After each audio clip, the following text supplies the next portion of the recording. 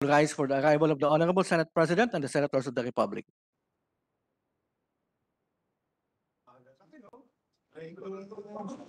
Para wala namang ko-complain.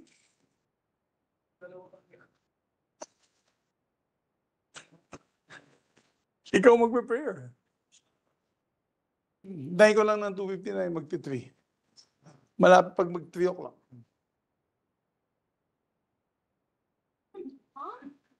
Wait. May 1 minute. Uy, everyday na ako 3 o'clock. Everyday na ako 3 o'clock.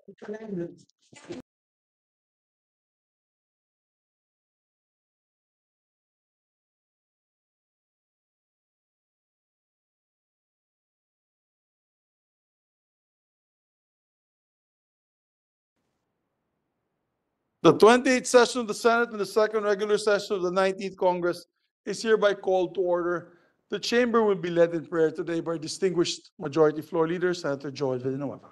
Thank you very much, Mr. President. Let's put ourselves in the presence of the Lord, Heavenly Father, the Creator of the universe, the Creator of the heavens and the earth. We come before you, humbling ourselves, knowing that without you, we can do nothing. Apart from you, we are nobody. But if you are with us, no one and nothing, no circumstances here on earth can be against us. Today, as we open our session, our last day of session before we move forward, Mr. Lord Jesus, allow us, O Lord, to receive your anointing of wisdom and understanding, the treasury of wisdom from heaven as we deliberate on very important measures, O Lord, in this August chamber. We thank you, Father God, for the opportunity this morning for designing into law Republic Act number 11962 or the Trabaho para sa Bayan Act. We thank you for our President, our beloved Senate President, and our dear colleagues who work very hard for your glory alone. Bless this institution, bless every family represented here, and into your hands we commend everything as we carefully give back to you all the glory, all the honor, and all the praise. In Jesus' mighty name we pray. Amen. Amen. Session suspended for 1 minute.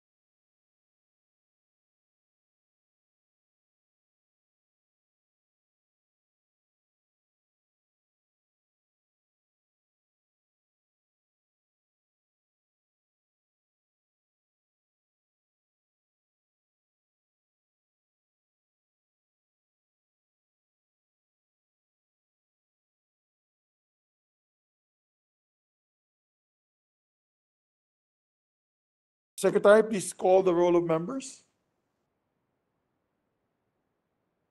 Roll call of members. The Honorable Senator Angara, Senator Binay, Senator Cayetano Alan, Senator Cayetano Pia, Senator De La Rosa, Senator Ejercito, Senator Escudero, Senator Estrada, Senator Gatchalian, Senator Go, Senator Ontiveros, Senator Lapid, Senator Ligarda, Senator Marcos, Senator Padilla, Senator Pimentel, Senator Poe, Senator Revilla, Senator Tolentino, Senator Tulfo, Senator Villanueva, Senator Villar Cynthia, Senator Villar Mark, the Senate President Subiri. With 19 senators present, the chair declares the presence of a quorum. Majority Leader, before we proceed to our agenda, I would like to put on record, my dear colleagues, please listen up. My dear colleagues, today is the last day of our Deputy Secretary, DepSec Edwin Belen, who is retiring tomorrow from the Senate of how many years of service, sir? 36 years of service. And I think that today we should give honor to where honor is due. And I believe the good Majority Floor Leader. Yes. Yes, Majority Floor Leader. Thank you very much, Mr. President. As mentioned by our dear Senate President, today is the last day in session of Deputy Secretary Edwin B. Belen, who will retire effective tomorrow. Mr. President, kayo na ho yung nagbanggit after 36 years. Nagsimulang wala pa yung buhok hanggang naging itim, ngayon puti na. But kidding aside, Mr. President, I therefore would like to move to adopt an numbered resolution expressing the Senate's sincere gratitude and appreciation to the Deputy Secretary for Legislation, Attorney Edwin B. Belen, for dedicating 36 years of invaluable service to the Senate as an institution. Yes, and I will make this an exception. Let us all give him a round of applause for the job well done. Hoy! Buhay.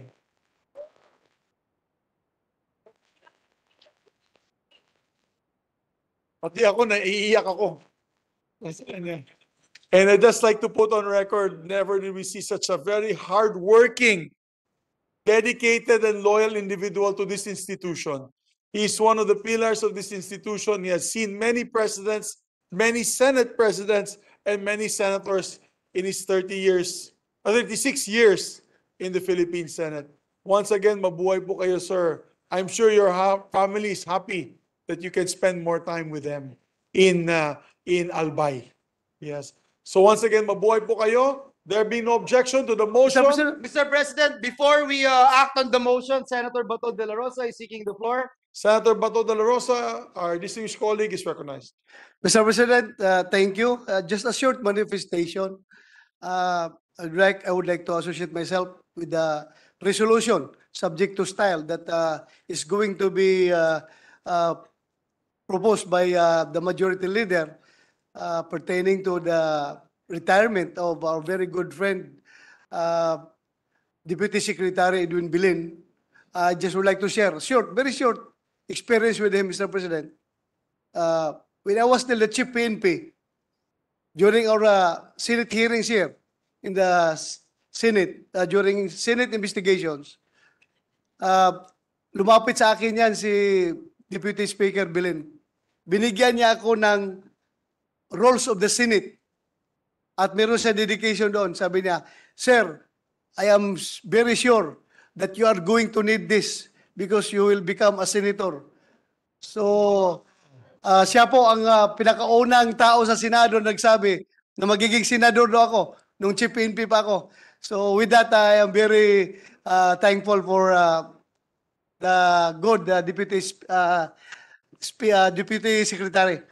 He saw the future. He saw the future. Nakita niya. Thank you, Mr. President. Kinabukasan mo. So maraming salamat, Senator Bato de la Rosa. Our Deputy Majority Leader also is seeking the floor, Mr. President. I move that Yes, he be Mr. recognized, President, just like to ask Senator Bato, has he readden the book that DepSec given him? Hanggang dedication lang muna nung nabasa ko. Kasi Mr. President, hindi ba talaga pangarap ko na maging senador? Pero ngayon, yung issue mo na, yung binigay mo sa akin na libro, binasa ko na talaga. Thank you. Kidding aside, Mr. President, I move for the previous question, Mr. President. Oh, Mr. Yeah. President, our Deputy Minority Leader is also seeking the floor. I move that she be recognized. Our Deputy Minority Floor Leader, Senator Risa Ontiveros, is recognized. Salamat kaayo, Mr. President. Gusto ko lang briefly but personally very heartfelt idagdag yung aking pasasalamat at pagpugay ng buong kasamahan namin ng mga senador dito kay DepSec Edwin Belien. Na DepSec para sa pinakapuso ng trabaho natin dito, yung pagsasabatas. DepSec na isa sa mga oragon digdi sa Senado bilang isang Bicolano. As in, dakulang pasasalamat sa maraming pagkakataon nagbigay po kayo sa akin ng word of encouragement. That makes the difference for all of us to pursue our work. So mabuhay po kayo. Enjoy your well-deserved retirement. Salamat Thank you very tayo, much, Mr. ma'am. President. And I can recall when I was a first term Majority Floor Leader, even in the 2016 when I came back, or 2017 when we came back as my second term Majority Leader, DepSec Belen was very helpful to me when it came to the rules. He was my go-to guy at the time pagdating po sa rules and what rulings and pleadings we should be giving on the floor. So you'll be sorely missed, DepSec Belen, your family to the Senate. You're always welcome here, sir. Again, you may have retired, but still consider the Senate as your home. So without further ado, there being no objection, okay na? The motion to have a unnumbered resolution in honor of DepSec Edwin Belen for his 30 years of public service, 36 years of public 36. service within the halls of the Senate is hereby approved and adopted. Congratulations, sir. Thank you for your service. Thank you for your service. Mr. President. Session suspended for 1 minute. Yes, Mr. President.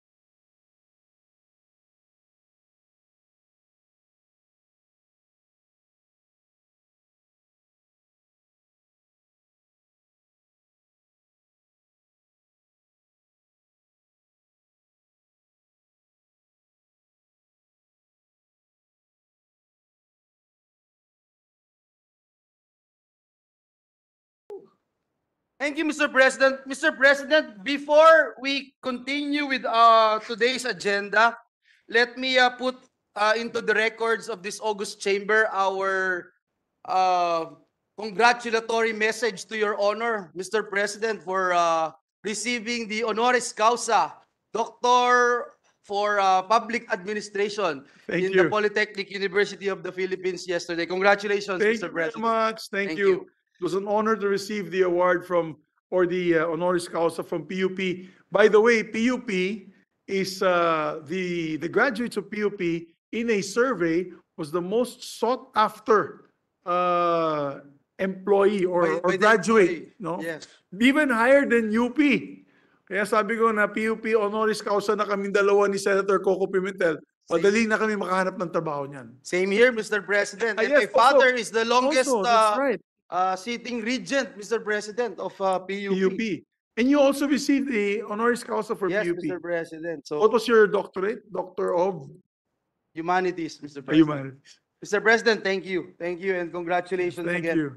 Mr. President, the minority leader is seeking the floor. I move that he Our be distinguished recognized. minority Of leaders course, recognized. I thank you, Mr. President. I join in congratulating our Thank you, Senate sir. President, Dr. Mig Subiri, which we already did yesterday, Mr. Yes, President. the When he came deliberations, back, deliberations. we already congratulated him.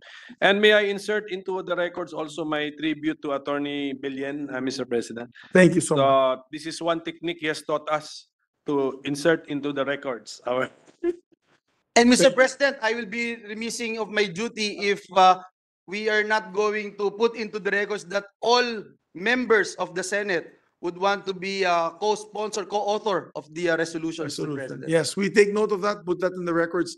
And I'd like to just ask the secretary to make sure that we include in the resolution all the the achievements of our distinguished Deputy Secretary General.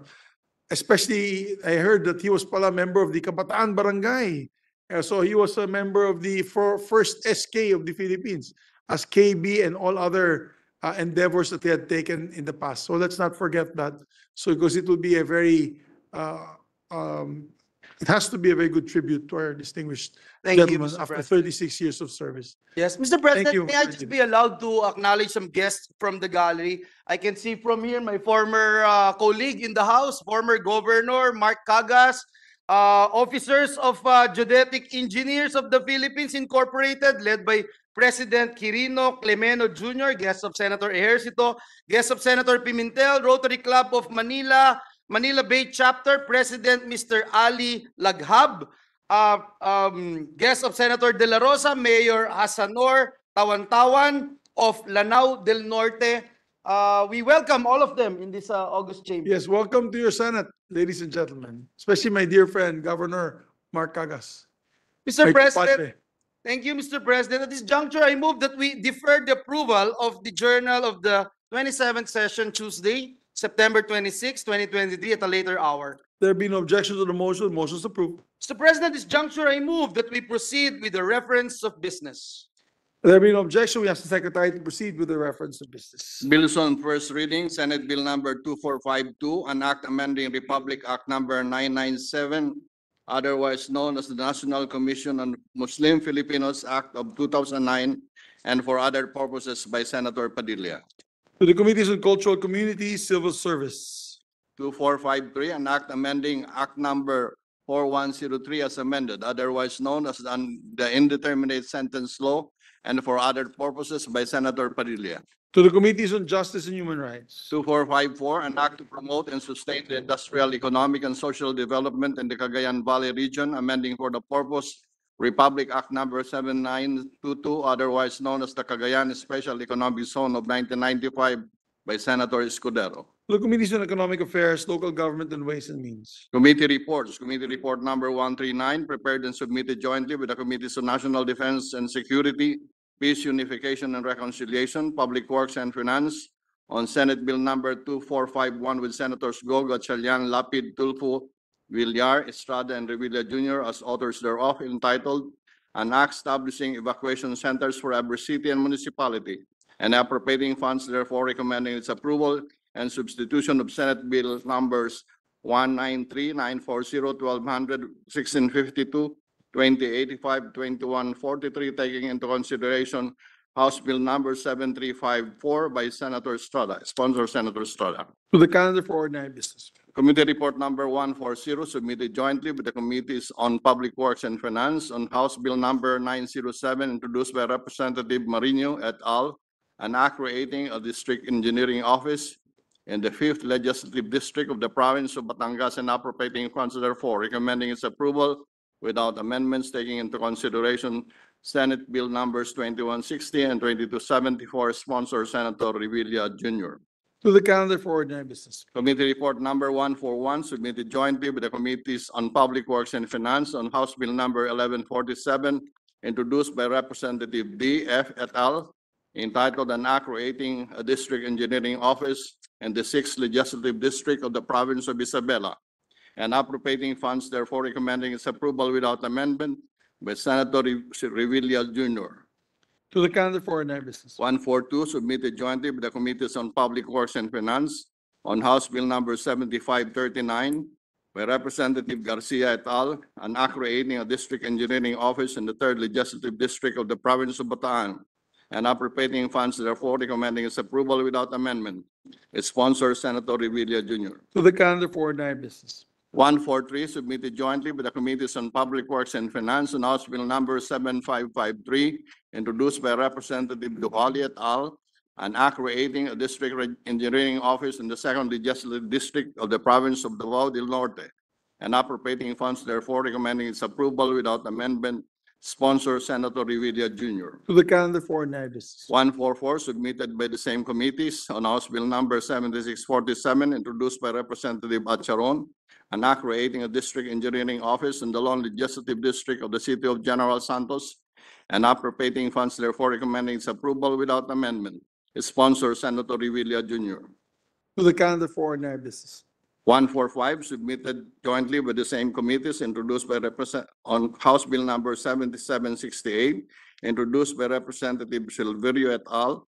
An act creating a district engineering office in the 3rd Legislative District of the Province of Bulacan and appropriating funds, therefore recommending its approval without amendment. Sponsor Senator Revilla Jr. To the calendar for ordinary business. 146 on House Bill number 7934 introduced by Representative Chan. An act creating a district engineering office in the Lone Legislative District of the City of Lapu-Lapu and appropriating funds, therefore recommending its approval without amendment. Sponsor Senator Revilla Jr. To the calendar for ordinary business. 147 submitted jointly with the same committees on House Bill number 7933 and produced by Representative Acop et al. An act creating a district engineering office in the City of Antipolo, Province of Rizal and appropriating funds, therefore recommending its approval without amendments. Sponsor Senator Revilla Jr. To the calendar for ordinary business. 148 on House Bill number 770 introduced by Representative Jarasco, an act creating a district engineering office in the 2nd Legislative District of the Province of Baclan and appropriating funds, therefore recommending its approval without amendment. Sponsor Senator Revilla Jr. To the calendar for ordinary business. 149 on House Bill 7769, an act creating a district engineering office in the 3rd Legislative District of the Province of Iloilo and appropriating funds, therefore recommending its approval without amendment. Sponsor Senator Revilla Jr. To the calendar for ordinary business. 150 on House Bill number 7645, an act creating a district engineering office in the 4th Legislative District of the Province of Bukidnon and appropriating funds, therefore recommending its approval without amendment. Sponsor Senator Revilla Jr. To the calendar for ordinary business. 151 submitted jointly with the Committees on Public Works and Finance on House Bill number 7648 introduced by Representative Rector et al.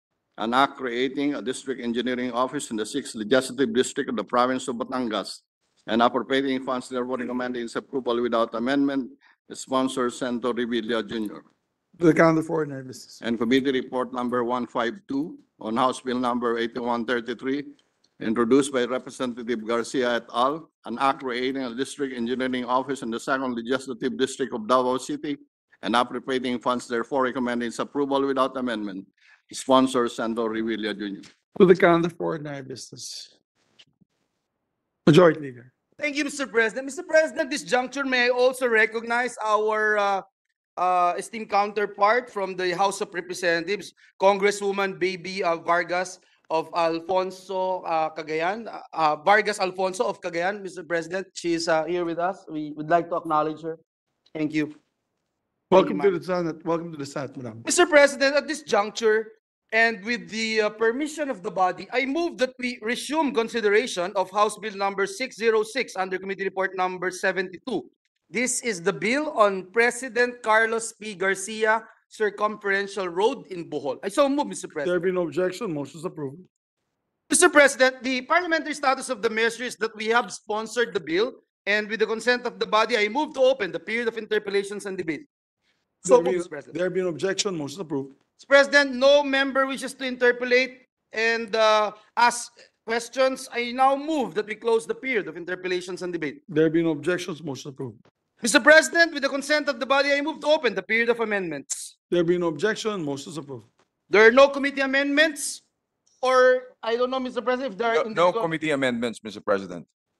There are no Just committee want- amendments, and Just want to put on record, Senator Padilla would like to be made co-author of this. motion. okay, yes, Mr. President, we acknowledge that. Is Thank there any committee? No or committee individual? amendments, no Okay. individual amendments, Mr. President. With that, Mr. President, with no committee or individual amendments, I move to close the period of amendments. So move, Mr. Period of President. amendments is closed. Thank you, Mr. President. With the consent of the body, I move that we approve on second reading House Bill number 606. I so move, Mr. President. There being no objection, motion is approved. Thank you, Mr. President. I move that we suspend consideration of House Bill number 606. There being no objection, motion is approved. Mr. President, this juncture, I move that we resume consideration of House Bill number 6688 under Committee Report number 73. This is the bill on Ambassador Eduardo Danding M. Cojuangco Jr. Avenue. I so move, Mr. President. There being no objection, motion is approved. Mr. President, the parliamentary status of the measures that we have sponsored the bill, and with the consent of the body, I move to open the period of interpellations and debate. There being no objection, motion is approved. Mr. President, no other member wishes to interpolate or ask any questions. I move that we close the period of interpellations. There So being no moved. objection, motion is approved. With the consent of the body, I move to open the period of amendments. There being no objection, motion is approved. May we know from the sponsor if there are committee or No individual? committee amendments, No individual. and no individual amendments. Mr. President, As with well, that, we include Senator Padilla to be one of the co-author. Mr. President, with no committee or individual amendments, I move to close the period of amendments. Period of amendments is closed. Mr. President, at this juncture, I move, and with the consent of the body, I move that we approve on second reading House Bill number 6688. I so move, Mr. President. There being no objection, motion is approved. Thank you very much, Mr. President. Mr. President, I move that we resume consideration on House Bill number 6694 under Committee Report number 74. There being no objection, motion is approved. Mr. President, this is the bill on Mariano Luch Badelias Senior Bridge in Iligan City. The parliamentary status of the measure is that we have sponsored the bill, and with the consent of the body, I move to open the period of interpellations and debate. So move, Mr. President. There being no objection, motion is approved. President, no member wishes to interpolate or ask any questions. I move to close the period of interpellation. There being no objection, motion is approved. Mr. President, I move to open the period of amendments. There being no objection, motion is approved. May we know if the sponsor has any committee or individual amendments? No committee amendments or individual amendments, Mr. President. With that, Mr. President, I move to close the period of amendments. There being no objection, motion is approved. Mr. President, with the consent of the body, I move that we approve on second reading House Bill number 6694. I so move, Mr. President. There being no objection, motion is approved. Thank you very much, Mr. President. Mr. President, this juncture, I move that we resume consideration of House Bill number 7126 under Committee Report number 75. This is the bill on Speaker Arnulfo Noli Fuentebella Highway in Camarines Sur. I so move, Mr. President. There being no objection, motion is approved. Mr. President, the parliamentary status of the measure is that we have sponsored the bill, and with the consent of the body, I move to open the period of interpellations. There being no objection, motion is approved. Mr. President, no other member wishes to interpolate or ask any questions. I move that we close the period of interpellations and debate. There being no objection, motion is approved. With the consent of the body, I move to open the period of amendments. There being no objection, motion is approved. May we know from the distinguished sponsor if there are any committee or individual amendments? There are no committee amendments or individual amendments. Just Thank you, include Senator Padilla as a co-author. Thank you, Mr. President. Mr. President, with that, there being no committee or individual amendments, I move to close the period of amendments. There being no objection, motion is approved. Mr. President, with the consent of the body, I move that we approve on second reading House Bill number 7126. So move, Mr. President. There being no objection, motion is approved. Mr. President, I move that we suspend consideration of House Bill number 7126. There being no objection, motion is approved.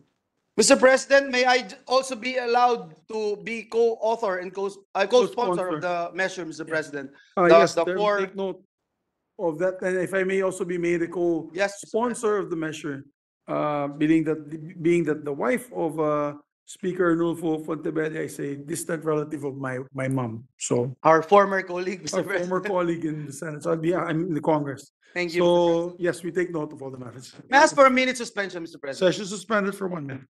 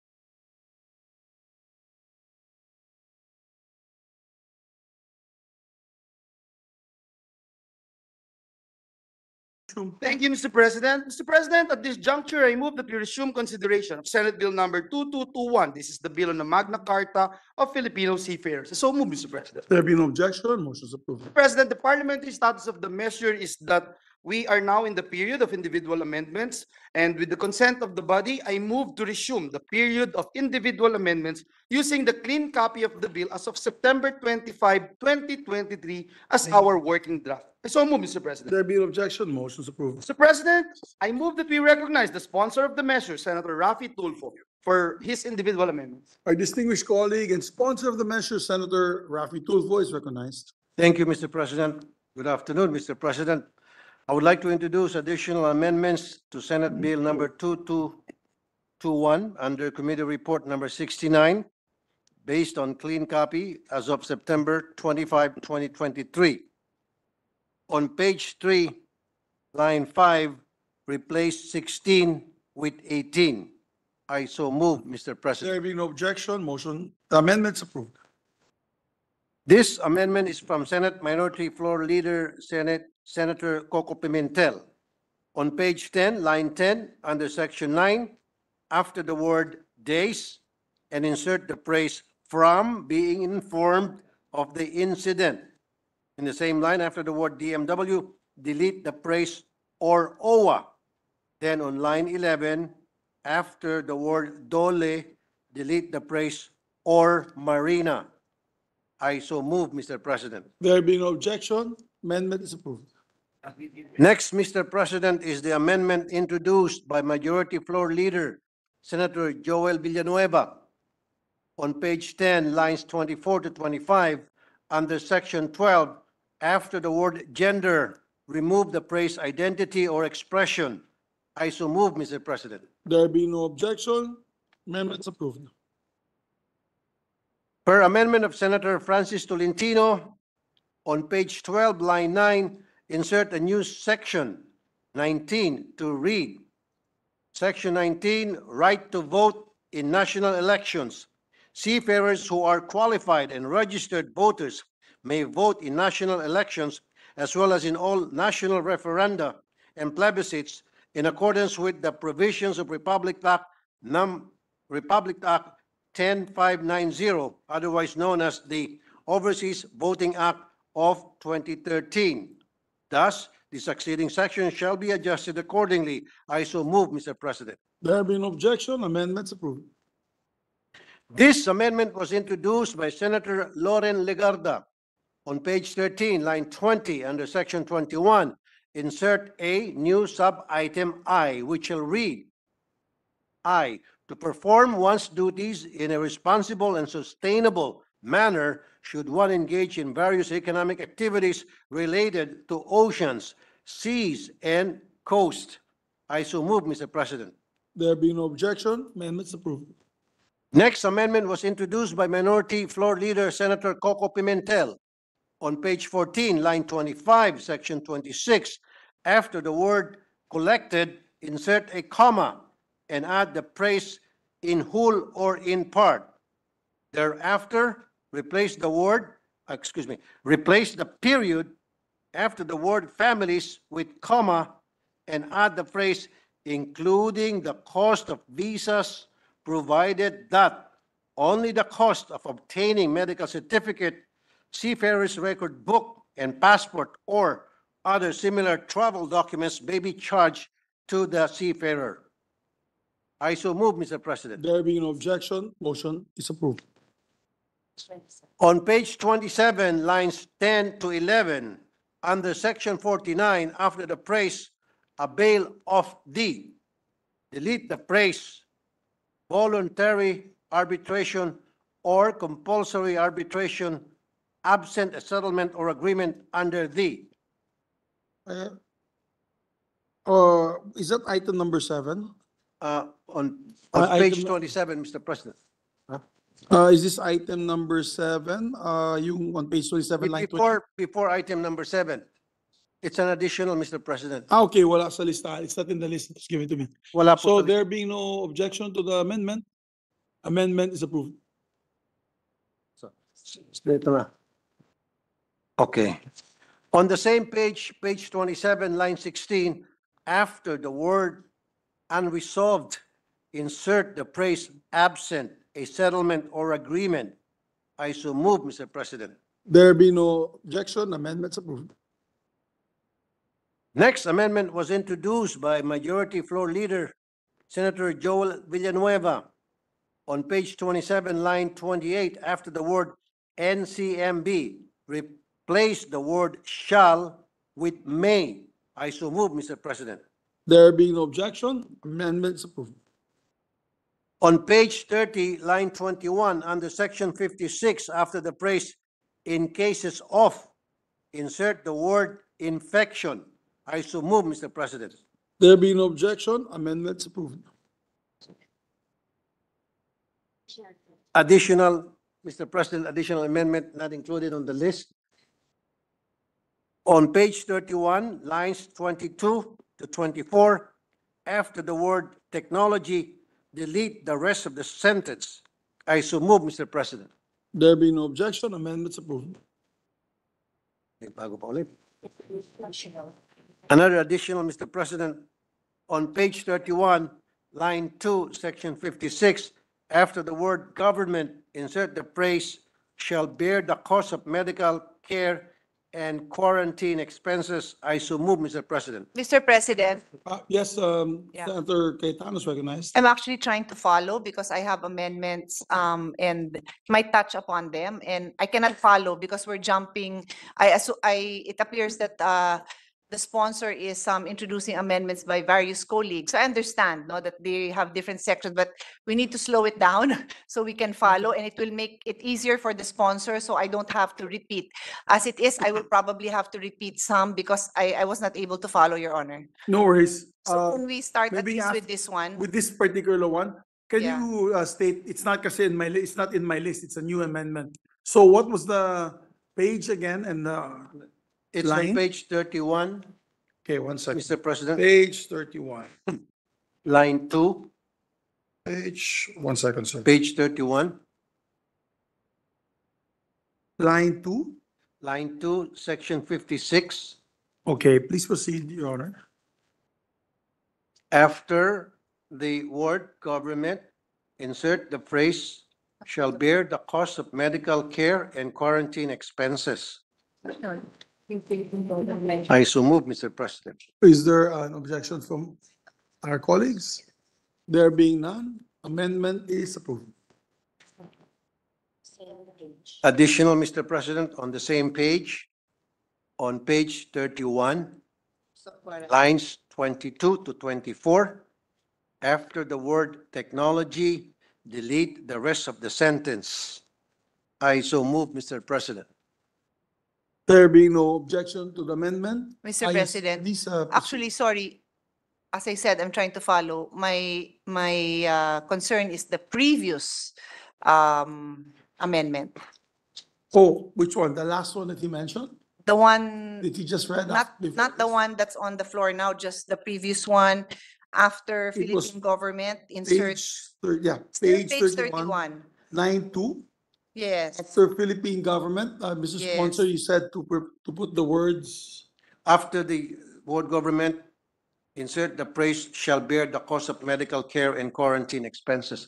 Yun po yung sinabi ko. Yes, I captured that. In the succeeding amendments, if you could kindly read the entire provision as to how it will read, so it's easy for us to capture the entire sentence. Otherwise, I'm scribbling notes to capture the entire sentence. But on that note, that's why I belatedly captured it. I'm just explaining why delayed yung aking reaction. The Philippine government will carry the cost of care. I think we need to be careful about that because in as much as I would like the Philippine government to take care of all OFWs, even PhilHealth cannot cover all the sicknesses of the Filipinos. So kailangan reasonable po ang expectations natin kasi mahirap pong mangako na hindi naman natin kayang ituparin. So may I suggest that the sponsor revisit that and come up with language that is more reasonable.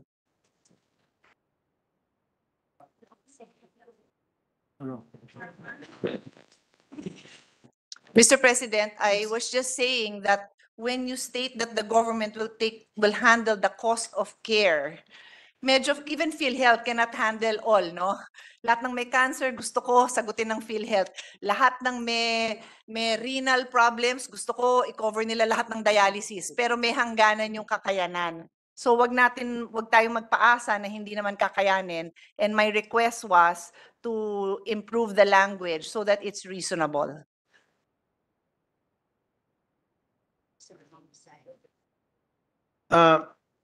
To the good, Mr. President, to the good sponsor, we're referring here upon arrival at the point of hire, which is dito sa Pilipinas, up to the seafarer's return to the place of domicile. Doon lang po. So pag dumating po dito sa Pilipinas at nag-quarantine siya, halimbawa mayroong pandemic na nangyari, emergency, then the government will take care of all the expenses covered doon sa time na siya ay nasa quarantine until siya makauwi. Walang pinag-usapan po rito tungkol sa cancer, tungkol sa chemotherapy or kidney dialysis, etc. Mr. President. So the obligation of the government is limited to the quarantine because this provision refers to in case of epidemic or pandemic. I do Yes. not know what epidemic and pandemics there will be in the future. I am totally unable to predict what kind of care will be required. To say that they will be cared for in quarantine, okay na po yun. Pero all the cost of care, mahirap po yun. Kasi kung lahat yan, mga ilangan na ma-intubate, hindi ho kakayanin yun. Tapos magiging obligation of the state yan and they will not be able to perform. So I am just putting that on record because we have to be mindful of the limitations of the ability of government. I understand, Mr. President, Your Honor, pero even before doon po sa example ko sa nangyaring pandemic, yung mga returning OFWs, pagdating po sa kanilang quarantine, food, and up to the time na sila po ay mabalik sa kanilang domicile, yan po ay kino-cover na po ng ating gobyerno through OWA. So I don't see any reason bakit natin hindi pagpatuloy yung dati ng ginagawa nating gobyerno. Plus, pagdating sa pandemic, wala naman po siguro sa pandemic na ang naging result after sa pandemic, sila po ay nagkasakit sa kidney, sila po ay nagkasakit sa cancer and all. Ang pinag-usapan lang dito is yung quarantine na habang sila nasa quarantine, yun po i-cover ng ating gobyerno, which ginagawa naman sa sa nakaraang pandemic, Mr. President, Your Honor. To be clear, Mr. President, hindi ko sinasabing magkaka-cancer sila. Nagbigay lang ho ako ng halimbawa na maski po lahat ng sakit na nagaganap, hindi kayang sagutin ng PhilHealth. Hindi ko ho sinabing magkaka-cancer po yung OFW na kina-quarantine. On that note, Your Honor, I think it will suffice if the records will bear that this is the reasonable care expected to be given to any Filipino, no, that would have to be quarantined. Reasonable care. Any Filipino. Pareho lang naman ang natatanggap, di ba? I think fair naman po yun. May I ask that the gentleman in the back be conscious that there's a official debate going on here. Sorry, hindi ko lang kasi marinig ang sponsor. Medyo seryosong usapan namin dito. We'll ask our colleagues to settle down. Thank you. So with that, Your Honor, I have no amendment. I just wanted, if His Honor agrees with my statement, then that will be on record na yan ang interpretation ng amendment na yan. Thank you. Noted, Thank you. Mr. President. Pero Thank you. just as a point, Mr. President, Your Honor, ang sinasabi kasi namin dito, in cases of epidemic or pandemic as declared by the World Health Organizations, the organization, yun lang po yung Mr. President. Upon arrival at the point of hire, up to the seafarer's return to the place of domicile. After that, wala na po, wala nang obligasyon ng gobyerno sa gastusin kung ano pa man ma-incur. After na siya po ay makatapos sa quarantine and siya po ay naibalik na sa kanyang bahay, labas na po sa lahat ng gastusin ang ating gobyerno, Your Honor, Mr. President. Thank you. But however, para mapagbigyan po, the good senator from Taguig, Senator Pia Cayetano, sige, we can compromise by deleting medical care So it will appear now shall bear the cost of quarantine. Is that Expensive. the amendment? You want to amend the amendment that you made? Yes. So we'll revisit, we'll reconsider We the will- previous amendment. We will reconsider, Mr. President, taking into consideration the suggestion of the good senator. Before we ask for the reconsideration, I'd just like to recognize my two dear friends from Cagayan de Oro and Misamis Oriental. We have with us Governor Bambi Emano, Congressman Bambi Emano, and Congressman Lorden Suwan, mga kapitbahay ko po sa Cagayan de Oro. As well as, of course, earlier we said Mark Cagas, my compadre. So there is a move to motion there not being objected to. Actually, Your Honor, to Yes. further clarify, the paragraph preceding that, the paragraph that, okay, section 56 has two paragraphs, no?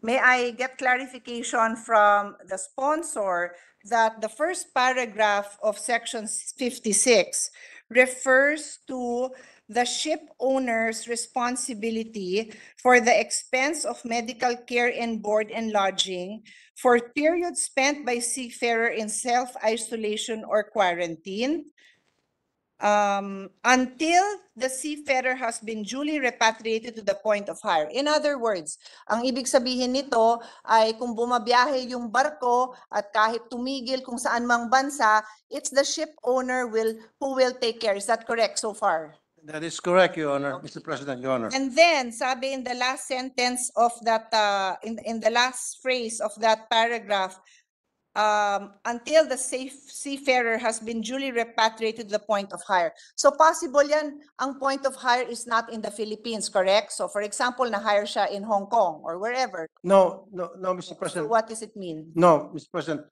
point of hire is always Manila, Philippines.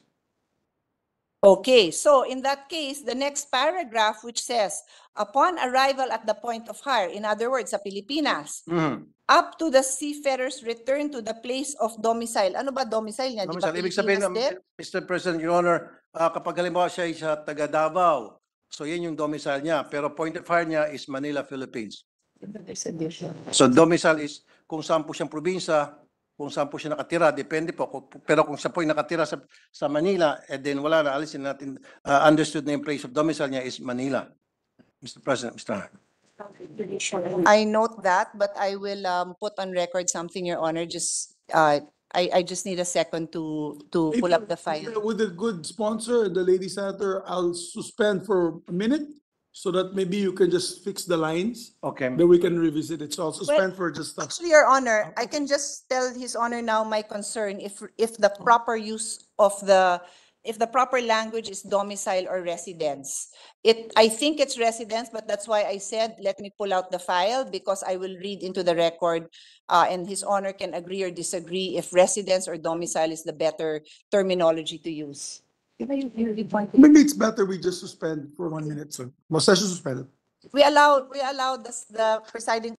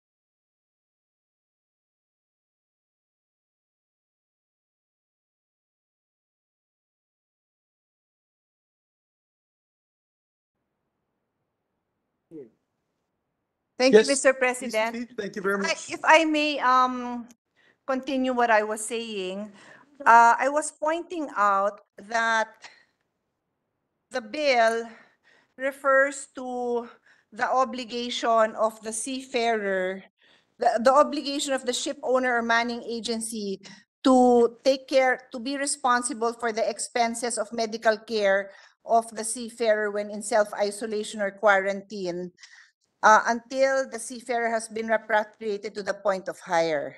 And then the next paragraph goes on to say, upon arrival at the point of hire, which the sponsor said is always the Philippines, up to the seafarer's return to the place of domicile, the Philippine government will take care of his quarantine. I asked if His Honor means domicile or residence, and the sponsor said that he is just following what is contained in the Maritime Labor Convention. But this is a Philippine law, so we have to be sure what we are referring to, because under Philippine law, there is a difference between residence and domicile. And the obligation of the Philippine government will be affected if the person does not return to the domicile.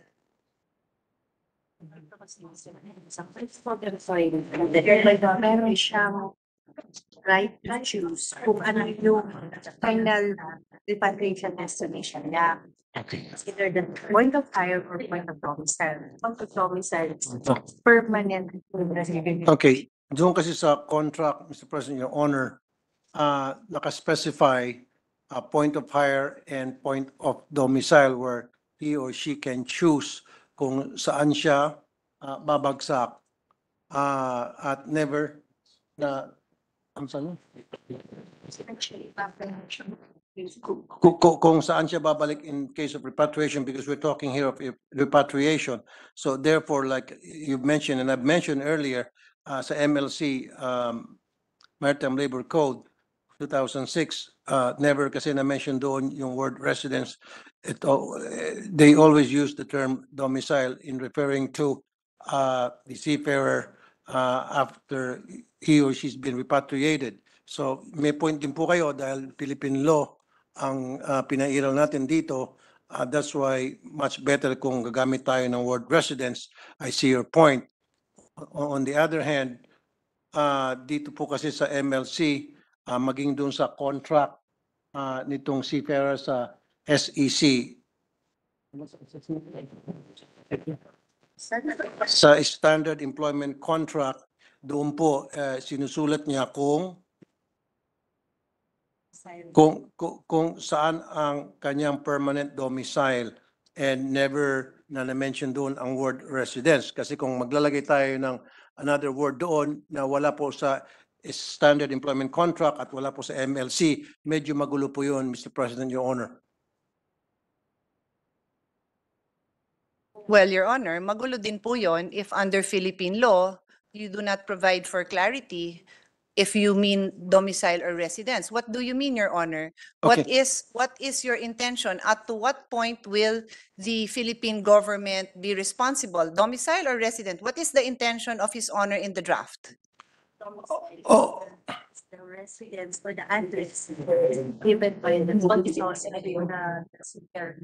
okay. The domicile is same as the address given by the seafarer when he signed his contract doon po sa SEC, Standard Employment Contract. Doon po nakalagay yung kanyang exact address under the word domicile. Ganon din po doon sa MLC, yung word domicile ang means na yun po yung kanyang place of residence. And again, I would like to put it on record na I see your point, Your Honor, na this is Philippine law we're talking about. Dapat under Philippine law, gamitin natin yung word residence.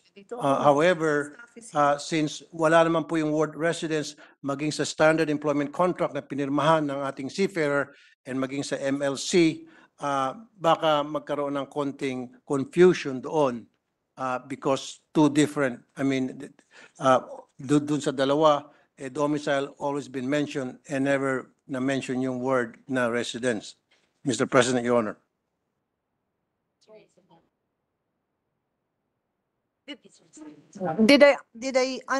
Do I remember correctly that in the first part of his honor's answer, he said in the standard employment contract, he would indicate as his domicile, his what? What did his honor say? Place of residence, place of permanent residence? What was the statement made?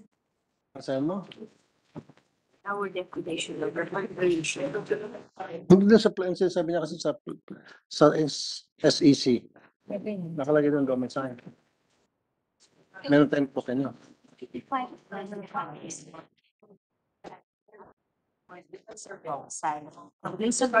Saan din sa SEC to? Okay. Your Honor, sa kanyang standard employment contract, again, dun sa part ng repatriation, it refers to the process of returning seafarer to the point of hire or the seafarer's place of domicile. Yun po yung nakaspecify doon sa SEC, Your Honor. But earlier, Your Honor, you said that the SEC states the domicile as something. You said that. What was that? I'm just asking for Yeah, His Honor to repeat that because I will try to help His Honor clarify the intention.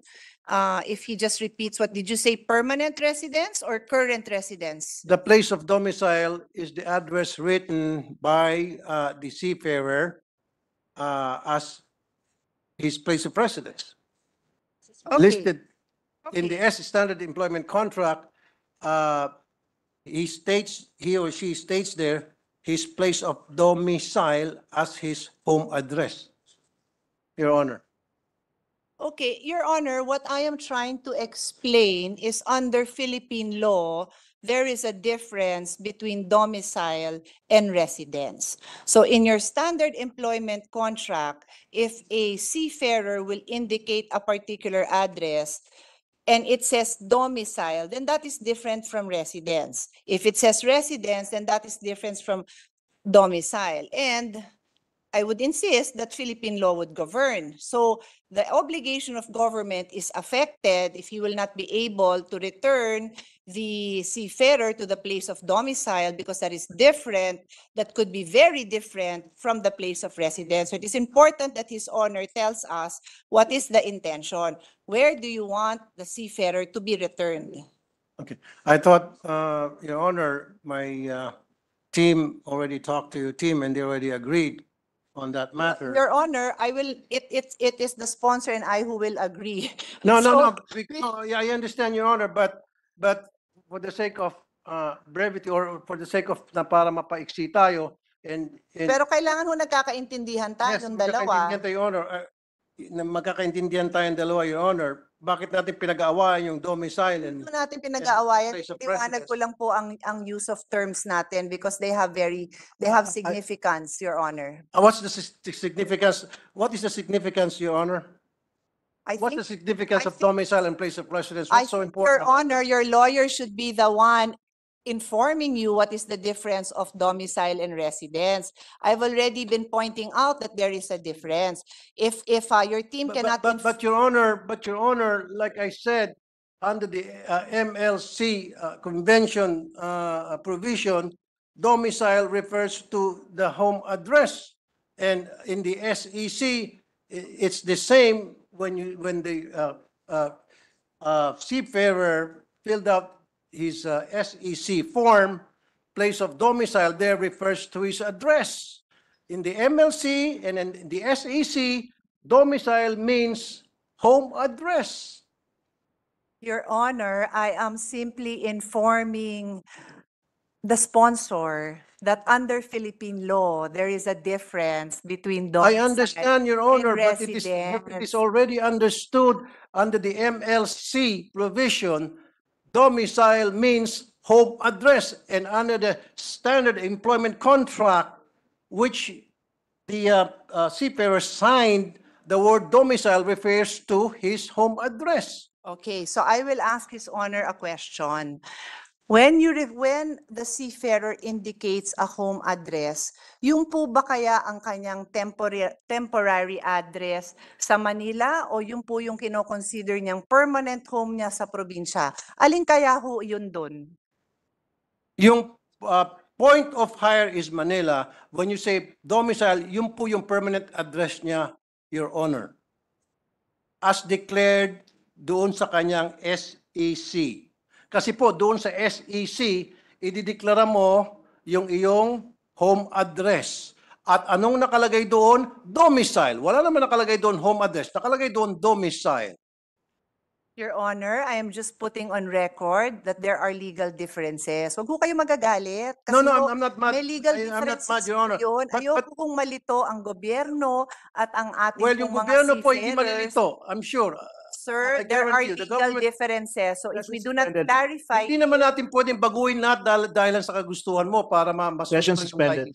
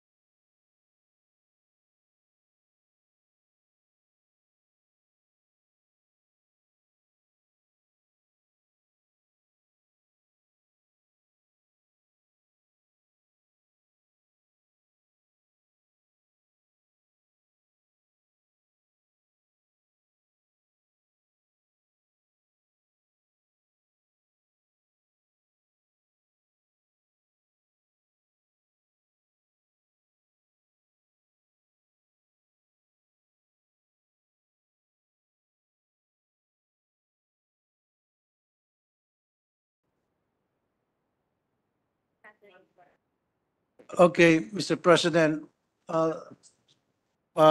let's put it on record that domicile and home address is one and the same. His honor means residence. Place Yes. of residence, just like what you asked, Yes, Your Your Honor. Yun lang naman po, para maliwanag tayo. Thank you, Mr. President, for the clarification. I will continue to listen to the amendments. Thank you. You're welcome, Your Honor. And so, next. Saan ba tayo? Yes. Okay. So clear na yun. And then next natin, ano? And clarification, thank you. Ano ba tayo? And Your Honor, we'll be giving you a clean copy, and I already told my staff to give you a clean copy of all the amendments that were made here from the start, so that you would have a clean reference as well on all the amendments that we already discussed here, Your Honor. Thank you.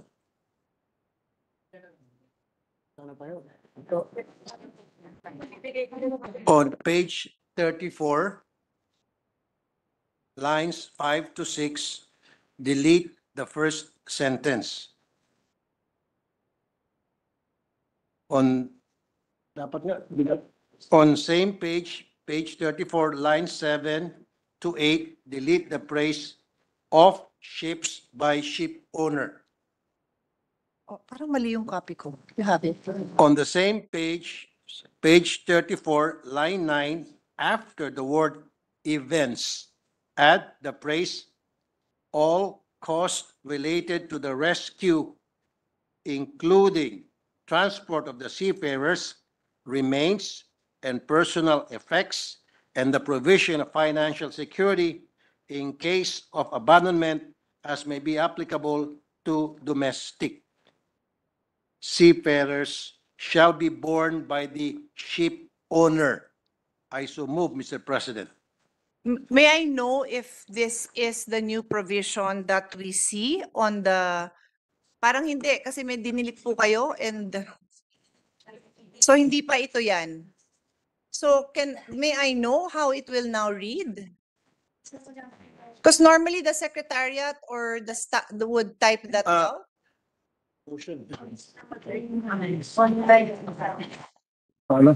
Or you can also just give me a copy, I don't mind, whatever is Thank you. faster. Kasi kahapon, I was reading it and I was asked by the Senate President para mapabilis, hindi ko na po kailangan i-read pa yung sinasabi nyo, Your Honor, na this is how it will read, etc., etc. So, Pero ako kasi sinusundan ko, so okay. it is my request that I can Yes, ma'am. understand the amendments. Ibigyan po namin kayo ng kopya, hinggil po dyan. So what is his honor's preference? Do we wait for me to get a copy or?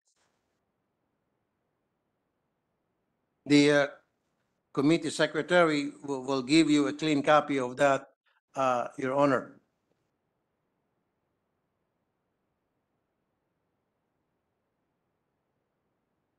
Uh, 1 minute suspension, Mr. President. Session suspended.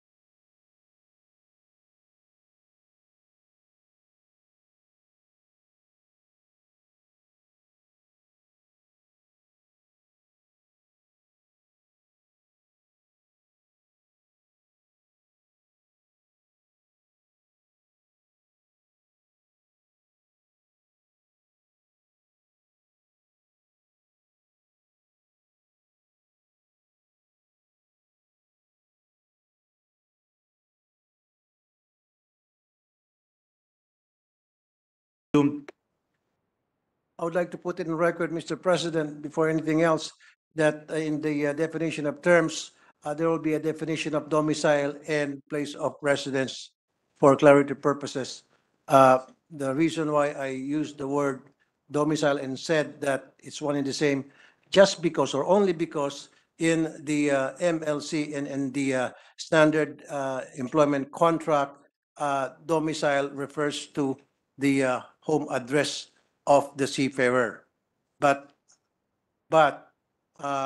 in the definition of terms, we have to separate the definition of domicile and place of residence, Mr. President, Thank you for that clarification. Your Honor. Could you repeat your previous motion, just for, I'm sorry, Mr. you President. had a previous motion?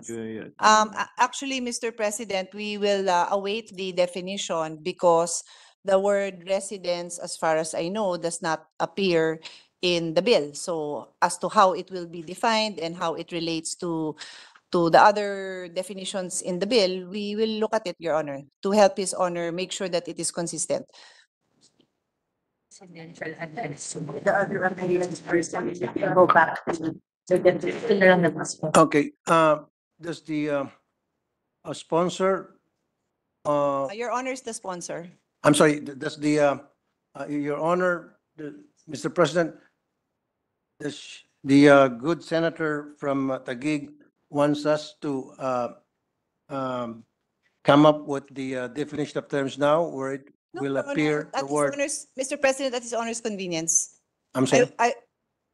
I was saying that the definition of terms can be produced at His Honor's convenience. I Okay, was simply pointing out that all right. the term residence does not appear, but there is a section 28 where it refers to residential address, I think. I'm just pointing that out so that the team that is drafting can take that into consideration. Okay,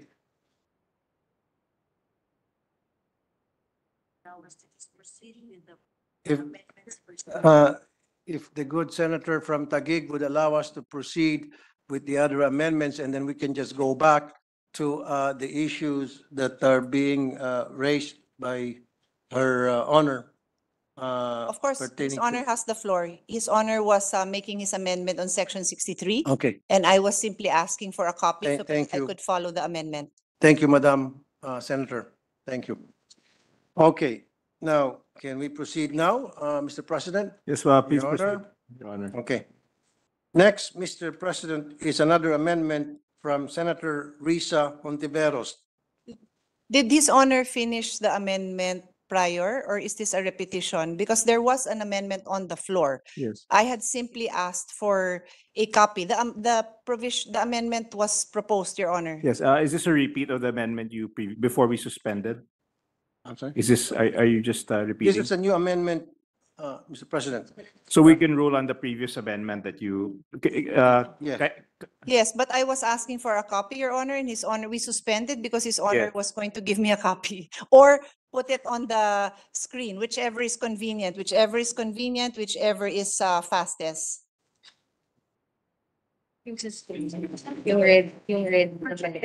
It is already being projected even while we speak on the monitor, Mr. President, Your Honor, Madam. Because Your Honor, you said line 5 and 6 will be deleted and I still have line 5 and 6. So that's why I'm sorry, I'm confused. So when you tell me it's on the screen, I am going to It follow should be- His it should be Honor's deleted. instructions. But If it But I hasn't don't been see it deleted deleted. yet, then that should be deleted. Okay, it's being done now, right? Good, okay. We can see it real time, those words being deleted. Good. I can make a motion na lang.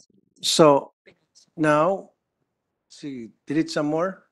so paano mangyayari? There you go. Okay. Just rather read this. So the amendment will now read as follows. Domestic seafarers on board domestic ships shall be entitled to emergency rescues in cases of war, epidemics, abandonment, disasters or calamities, whether natural or man-made, and other similar events, and then insert all costs related to the rescue, including transport of the seafarers' remains and personal effects, and the provision of financial security in case of abandonment, as may be applicable to domestic seafarers, shall be borne by the ship owner. The Philippine Coast Guard, PCG, and Marina shall undertake and assist in the rescue of domestic seafarers on board domestic ships. I so move, Mr. President. Is there any objection? There being none, motion is approved. Next, Mr. President, is another amendment from Senator Risa Hontiveros.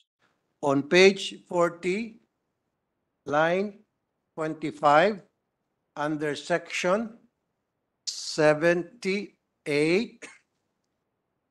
Pakita lang yung 78 para mapalo ni Senator Pia. Add a new sentence which shall read as: discrimination on the basis of race, sex, gender, religion, and political opinion, taking into consideration the inherent requirements of the job or undertaking, shall be prohibited. I so move, Mr. President. Is there any objection?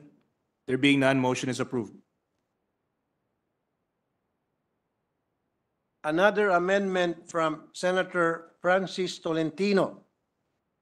On page 42, line 22, under section 83, insert a new paragraph which shall read: the educational background and experience of a seafarer on board vessels and previous sea service shall be given due consideration should they opt to join the Philippine Navy Reserve Force. I so move, Mr. President. Is there any objection? There being none, motion is approved. Finally, per amendment of Senator Coco Pimentel, on page 49, line 21, under section 91, after its, delete commission and replace with discovery. I so move, Mr. President. Is there any objection? There being none, motion is approved. I further move that the Secretariat be authorized to make the necessary formal adjustments subject to style, including cross-referencing of section numbers affected by new inserted sections. Thank you very much, Mr. President, sir. Thank you very much. Is there any objection? There being none, motion is approved. 1 minute suspension, Mr. President. Session suspended.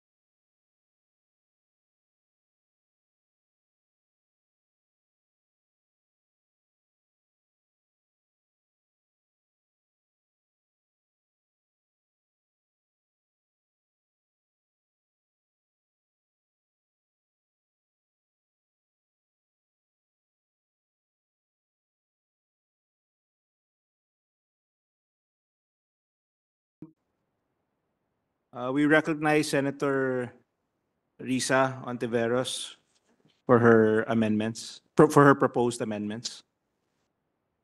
May I borrow the Majority Leader's podium, Mr. President? Yes, please proceed. Salamat po. Salamat, Mr. President. Good sponsor.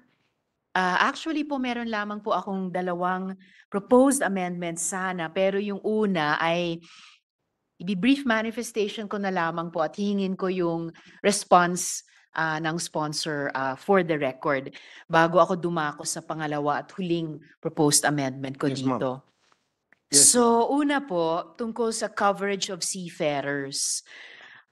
In section 4P, which is on page 6, line 4, on overseas seafarer.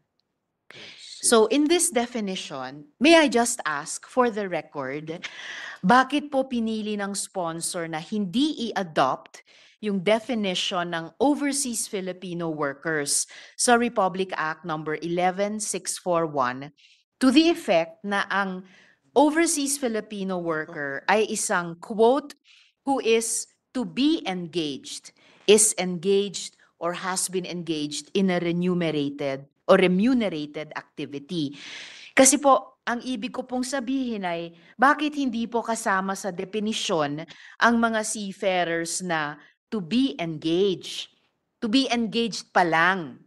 Para sila sana ay maprotektahan din laban sa mga illegal recruitment at placement agencies. I hope, Mr. President, by not aligning the definition of seafarers with the definition of OFWs, we are not making the mistake of relegating aspiring seafarers to a lower status compared to aspiring OFWs.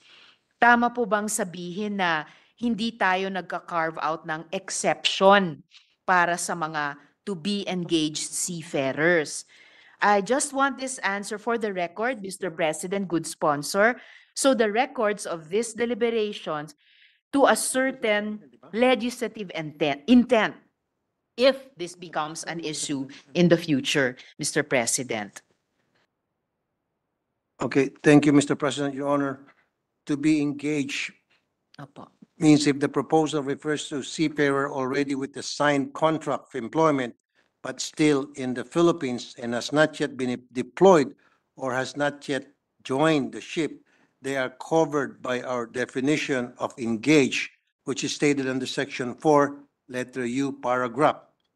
If the proposal refers to all seafarers applying for a job as a seafarer, then they are similar to other job seekers which the law already fully protects under the laws against illegal recruitment or RA 8942 as amended and also protected by DOLE as well as DMW. Mr. President, Your Honor. Kung ganun po, Mr. President, good sponsor, na yun yung intent nitong bill at merong din sinasite ang good sponsor na ibang mga batas na magbibigay ng pantay na antas sa mga seafarers na to be engaged, pero meron pa rin nga pong Republic Act number 11641. Just to give this one last try, Mr. President, good sponsor, hindi kaya't maganda rin sana, kahit for the record na lamang po, Mr. President, good sponsor, hindi kaya't maganda rin sanang isama na rin yung definition of OFW sa Republic Act number 11641 para explicitly maka-apply din po siya sa mga seafarers na to be engaged. Mr. President. Mr. President, Your Honor, even in the DMW law, there is no to be engaged. And we have the definition of seafarer in the DMW law. Seafarer refers to an OFW who is engaged in employment in any capacity on board a merchant marine vessel plying international waters or other sea-based craft or similar category. So ito po, Your Honor, ang batas na nakasaad nakapaloob sa DMW and wala po sa batas ng DMW na nag-mention yung words to be engaged. Mr. President, Your Honor.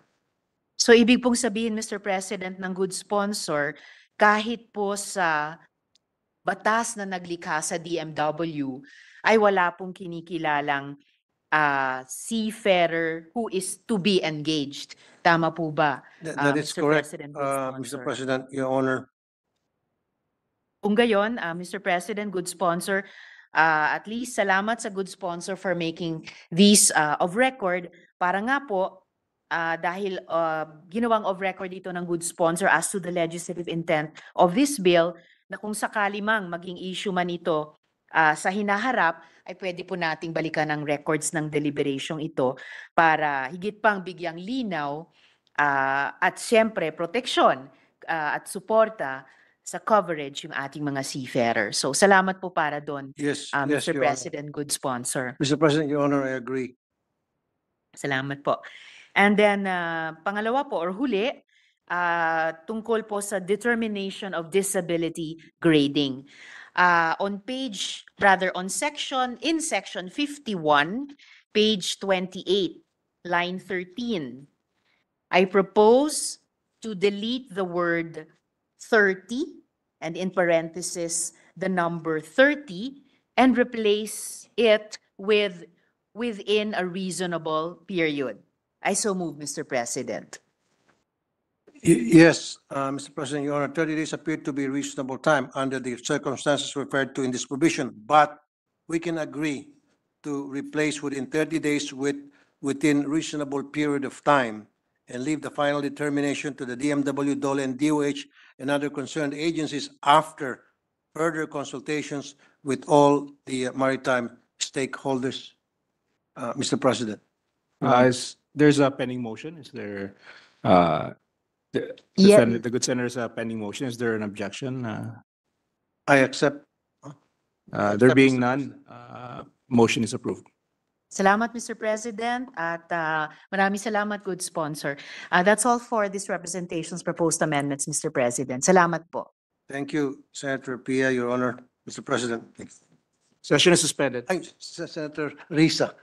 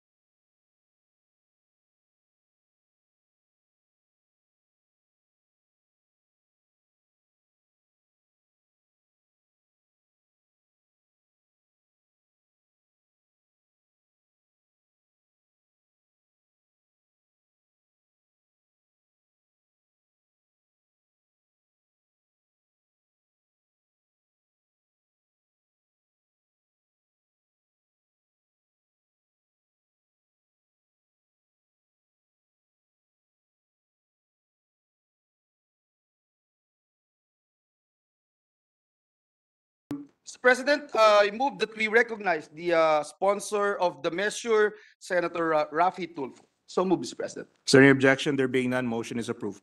And to continue with her individual amendments, no other than Senator Pia Cayetano. So move, Mr. President. Is there any objection? There being none, motion is approved. Mr. President, on page 6, after line 18, insert a new item.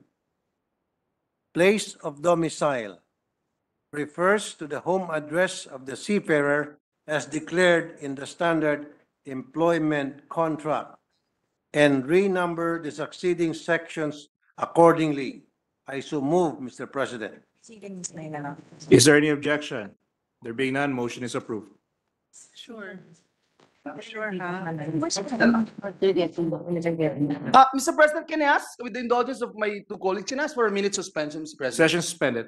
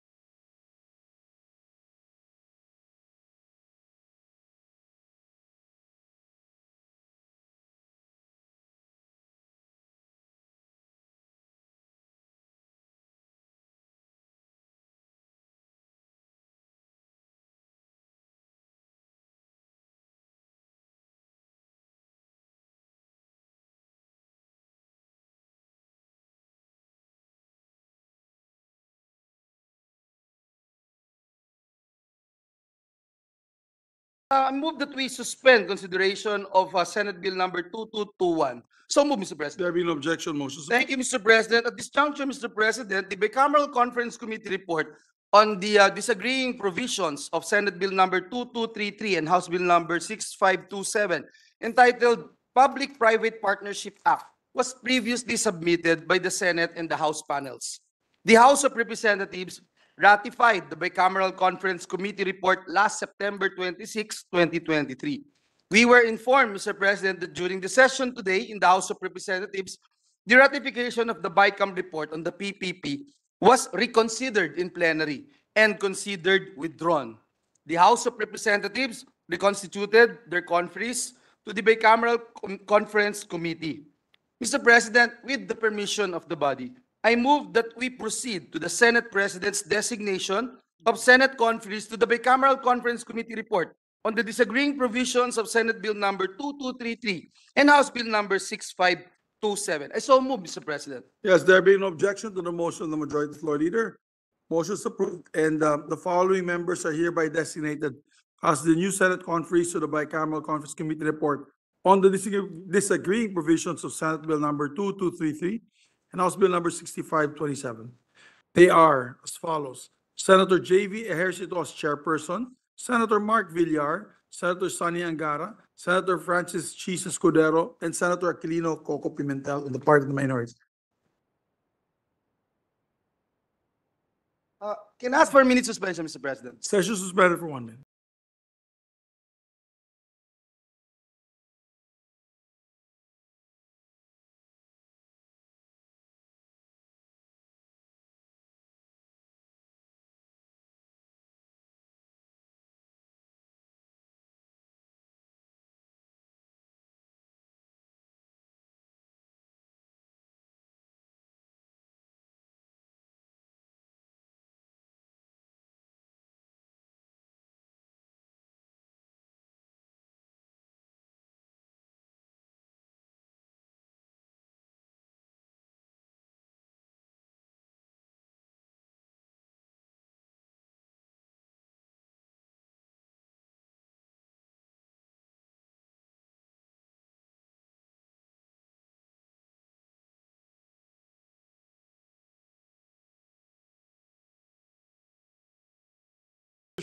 Thank you very much, Mr. President. Mr. President, I move that we resume consideration of Senate Bill number 2221. This is the bill on the Magna Carta of Filipino Seafarers. So move, Mr. President.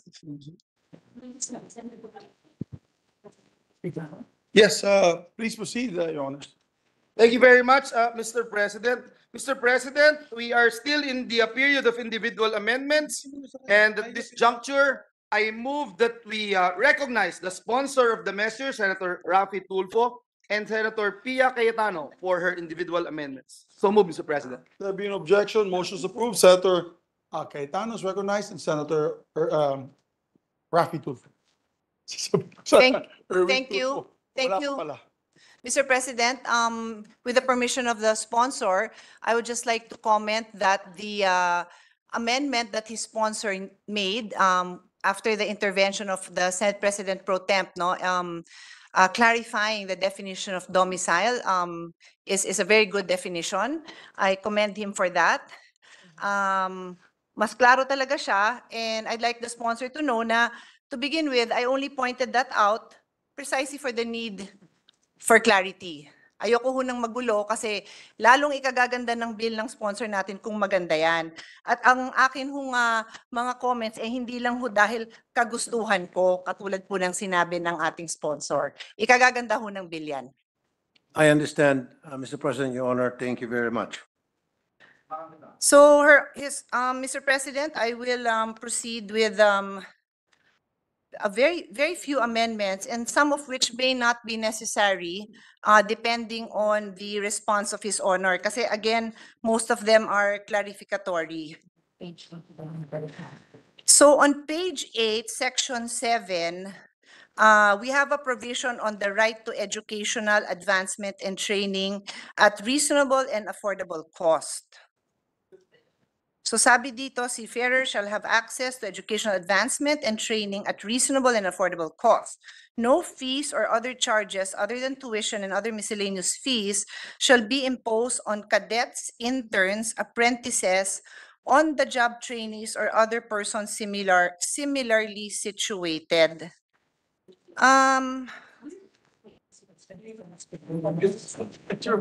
May I know if the bill defines cadets, interns, apprentices, and on-the-job trainings to ensure and those cadets, interns, apprentices, on-the-job trainees. I see that there is a definition for cadets, and the reason for my question is simply because we don't want there to be confusion na, ay intern yan, ay hindi yan intern, ay hindi on-the-job training yan. So sino po sila? Para maproteksyon na natin itong provision na ito na magbibigay sa kanila ng reasonable and affordable educational advancement and training. Okay. What is the proposed amendment, Your Honor? Your Honor, as I mentioned, my amendment will depend on the response to my question. Kasi hindi ako makapagawa ng amendment kung hindi ko po alam kung meron ho bang mga difference ang mga binanggit ko na types of students. Because in the definition of terms, Mr. President, Your Honor, the cadets and interns, apprentices has been defined already. Cadets, interns, and apprentices. Anong section po? Kasi section 4B is the definition of cadets. Hindi ko po nakita yung definition ng iba.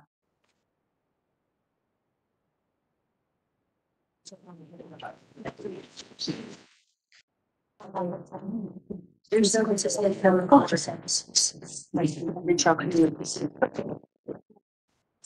To avoid confusion, we can remove the interns, apprentices, on the job trainings. Okay. All right, Mr. President, Your Honor, to avoid confusion, we will amend and remove interns, apprentices, and on-the-job trainees, and leave the word cadets instead, or other persons similarly situated. Lahat po yon tatanggalin nyo? Yes, Your Honor. So matitira na lang po yung cadets or other persons similarly situated. So in other words, Your Honor, the students you are referring to are all cadets. They're all cadets, Your Honor. So pati who, okay, I take it's clear enough to me. So if His Honor would like to make the amendment, he can make the amendment. I was just, as I said, pointing out that there may be need for clarity. So His Honor may make the amendment if he so desires. I so move, Mr. President. There being no objection to the amendment of our distinguished colleague, amendment is approved. Please proceed.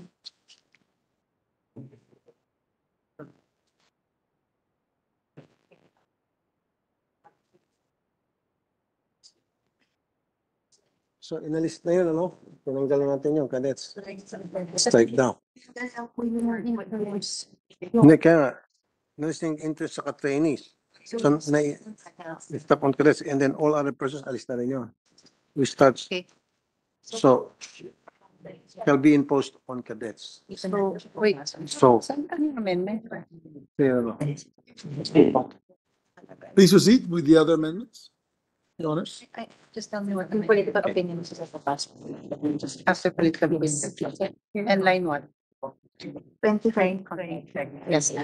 Your Honor, on page 10, line 25, after the word opinion, insert the phrase health status or medical history. And the reason for this, Your Honor, is that we do have basis to show that there has been health and medical history discrimination against our OFWs, including seafarers, even ailments that are not prejudicial to their companions.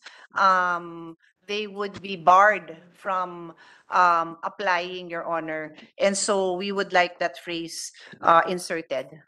We Thank you, submit, Mr. Your- President, Your Honor. What kind of medical history are you referring to, Mr. President, Your Honor? Kasi pag seafarer ka, dapat physically and mentally fit ka to do the job because the job of a seafarer is not an easy one.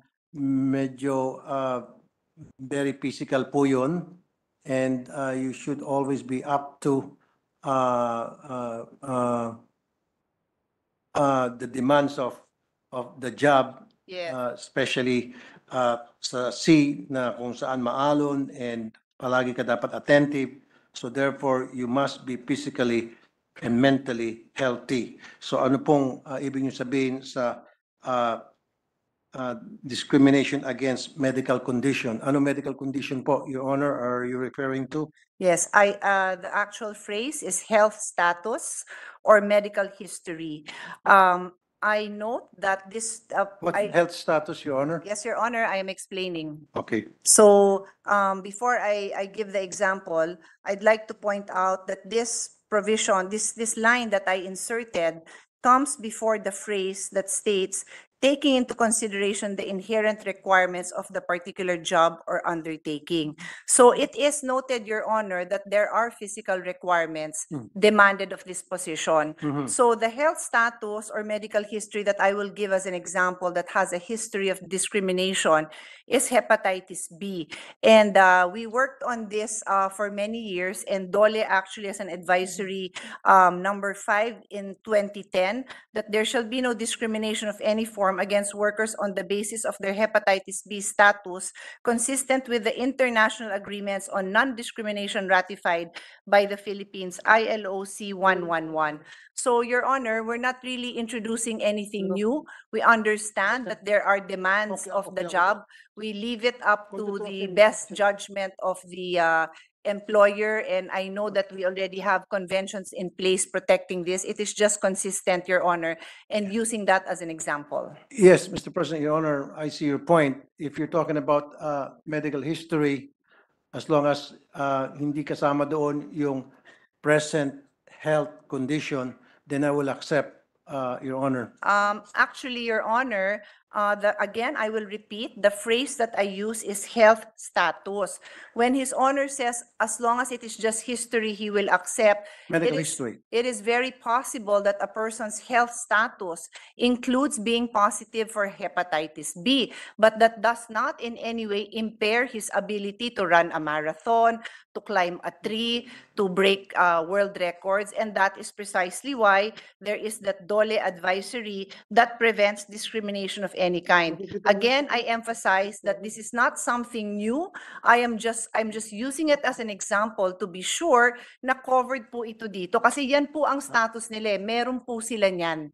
Pero hindi naman ho na-i-impair ang kanilang kondisyon. Now, if in fact, debilitated po sila, iba yun. Kasi their condition is impaired. Okay, pagdating po kasi sa PME, Mr. President, Your Honor, at nakita doon na positive ka sa hepatitis B, baka hindi ka po matatanggap na sasampa sa barko because of that.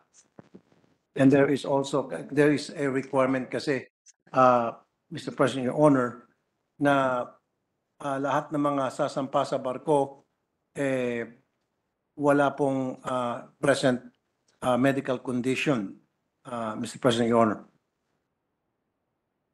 Well, perhaps would His Honor like to table this and ask his resource person to check with DOLE, because I have already mentioned 3 times that there is a DOLE advisory on this, and this is consistent with ILOC 111. So I'm willing to have this tabled so we don't have to take up all the time. Let's proceed with the others, and may we ask the sponsors resource person to confer with DOLE.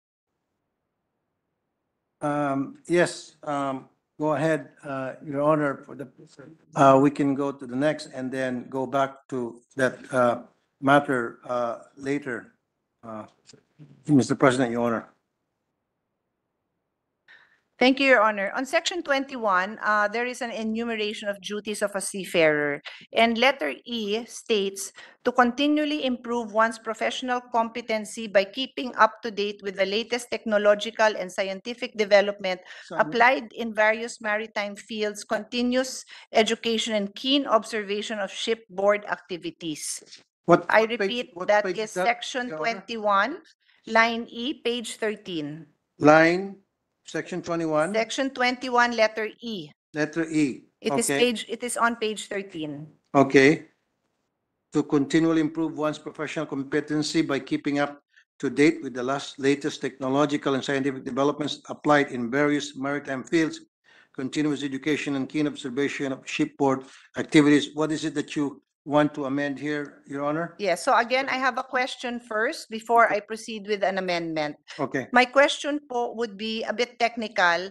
Ano ho ba ang current practice ngayon when it comes to professional continuous education? What kind of continuous education, how often, and is it just the officers or is it the non-officers who are also required? And who normally pays for this, Your Honor? Kasi under this provision, it would be the duty of the seafarer, and I want to be sure. I am very pro continuous education, but I would like to know what the practice is. Kasi baka naman yung mga non-officers, mahirapan sila. The minority floor leaders on the floor with us, and he will agree with me that nakakatulong naman yata yung MCLE, yung continuous education naming mga abogado. But lawyers can pay, but many times it is their law offices that would pay for it. So I just want to know the practice sa seafarers para hindi naman po dagdag na bigat ito, although we do really want them to have access to continuing education. Because it is phrased as a duty. The ratings and the officers are. Letter E, minority floor leader. It depends on the kind of ship that the seafarer is on board, Mr. President, Your Honor. Kasi merong ship na kailangan continuous upgrading yung mga seafarers na nakasampa doon para tumugma naman po yung kanyang skills, yung kanyang knowledge doon sa ship na mas mataas ang grade at mas technologically advanced than another ship, Mr. President, Your Honor. Yes, Your Honor, but the question was, who pays? What is the practice? The ship owner, Mr. President, Your Honor, the ship owner. So that is not clear in this bill, Your Honor. It would appear from a from my perusal that it is the duty of the seafarer. So kung ang nagbabayad naman owner, baka ho pwedeng liwanagin natin at the expense of the ship owner. I agree, Mr. President, Your Honor. So may I make that formal amendment that in letter E, which is page 13, line 12 to 14, subject to style, to add the phrase at the expense of the ship owner. But sorry, before I make that formal amendment, may I ask His Honor's resource person, it's the ship owner, no, not the manning agency. So Ship the owner. okay. So the amendment is at See- the expense of the ship owner, subject to style, if it's at the beginning of the phrase or at the end. The Your manning Honor. agency is the representative of the ship owner, Mr. President, because the ship owners are based in abroad, and the manning agency is based here in the Philippines. So the seafarers deals with the manning agency all the time, Mr. President, Your Honor. So pwede na rin po yung But I think it's still the obligation of the ship owner, no? Exactly. Okay. Pareho lang po yun, manning agency or ship owner, kasi representative po ng ship owner ay yung manning agency. So pwede natin ilagay manning agency, pwede natin ilagay ship owner as long as hindi po yung mismong seafarer ang magbabayad. So I think it's suffice. Well, The minority leader is raising his hand. The Okay, minority- with the permission of our colleagues, so I think this is a timely question to ask. Is it clear that in our measure that the liability of the ship owner is solidary with the manning agency and also the other way around? That is correct, Okay, Mr. President, Your Honor. Is it found in our measure? Kasi kung hindi, we are ready to also propose Meron ba? a provision to make that very explicit, Mr. President. So at the proper page and proper time, we will do it, Mr. President. I agree with you. Thank you. Minority leader, Senator Coco Pimentel, and you have a point, and I accept. Thank you. So we will do it. We will do it in due time, Mr. President. Yes. At the proper place in the bill, Mr. President. Thank you. You're welcome. Thank you, Your Honor. Mr. President, I made my amendment, but is His Honor sure that the practice is it is always the ship owner? Because I got information from Amosop that sometimes they pass it on to the seafarers. So I'm not trying to reinvent the practice, but of course I would prefer that it is the ship owner. So I think that has to be a judgment call, or I defer to the wisdom of the sponsor, kung ano din ang talaga bang sinasabi ng mga resource persons natin.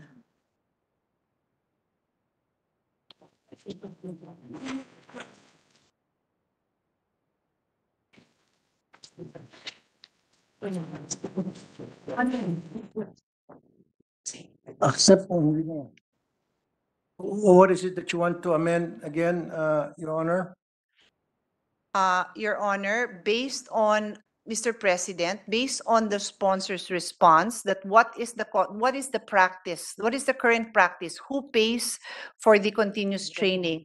The answer the sponsor gave was, it is the ship owner. So I was already making that amendment. However, I just went out of my way to also ask Amosop, who His Honor recognizes as a leader in protecting the rights of seafarers. And I was told that depending on the agreement, sometimes it is the seafarer who pays. So I'm not trying to reinvent anything, but of course I would like the seafarers not to have to pay. Pero hindi ko alam kung malaking bagay ito sa mga companies. Usually naman daw, sila ang nagbabayad.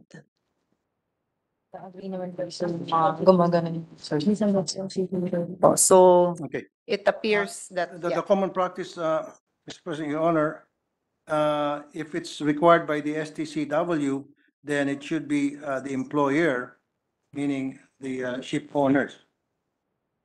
And that is the present setup, Mr. President, Your Honor. I'm sorry.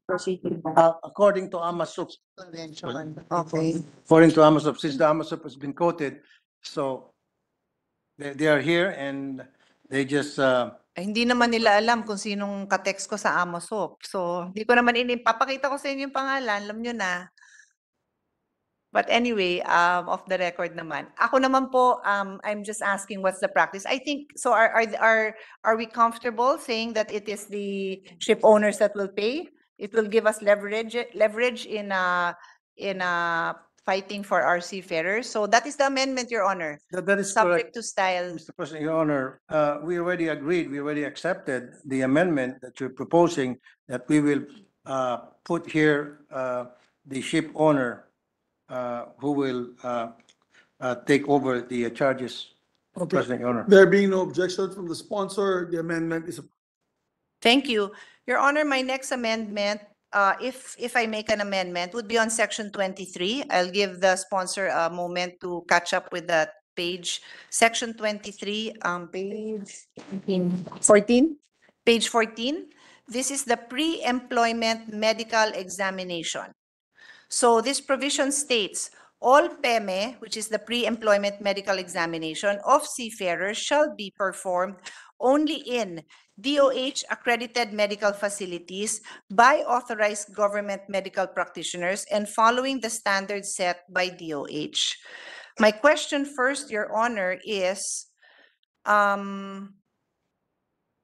kailangan ho ba ang magko-conduct ng medical exam ay government practitioner? No, government accredited medical facilities. That a facility, it doesn't have to be government, but it has to be accredited by the government. He's not, DOH, meaning government here refers to DOH, should be accredited by the Department of Health. It Yeah. can be, yes, Your Honor, but if you read the next line, DOH accredited medical facilities, it doesn't say here only in government medical facilities. If you will notice, it says DOH accredited. Your It Honor, doesn't say only in government medical facilities. DOH accredited, meaning it could be a private clinic, yes. but accredited by the DOH. That is correct, Your Honor, but there is another line after that. I read the whole provision. It states DOH accredited medical facility by authorized government medical practitioners. What does that mean?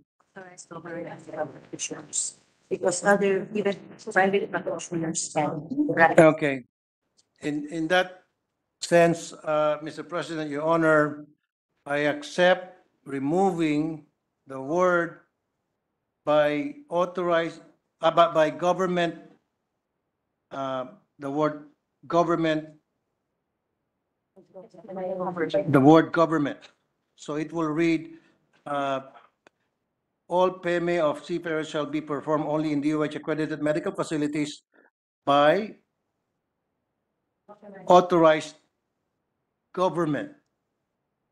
No, by authorized medical practitioners. And that is the confusing part, Your Honor. I'm sorry, I have not by made an, authorized medical practitioners, Your Honor. I can make the amendment if His Honor would like me to help. It says all PME of seafarers, go ahead, do the amendment, Your Honor. Do the honors. Yes, Your Honor, my amendment would be to delete the phrase by authorized government medical practitioners and such that the whole sentence would read, all PEME of seafarers shall be performed only in DOH accredited medical facilities following the standards set by DOH. I accept. There is no objection to the sponsor. Amendments approved. Thank you, Mr. President. This one is just a clarification. If it is clear to His Honor, then I will not have to make an amendment. Page 14, section 25, on training and qualification. It states only seafarers certified by appropriate government agencies according to the STCW and other applicable international standards shall be allowed to work and be employed on board a ship. Who is this? Who are these appropriate government agencies? Is this clear in the bill?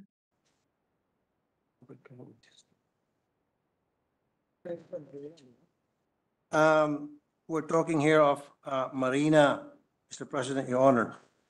Is it clear in the bill? It is specified on the role of government agencies, Your Honor, Mr. President. What section is that, Your Honor, Mr. President?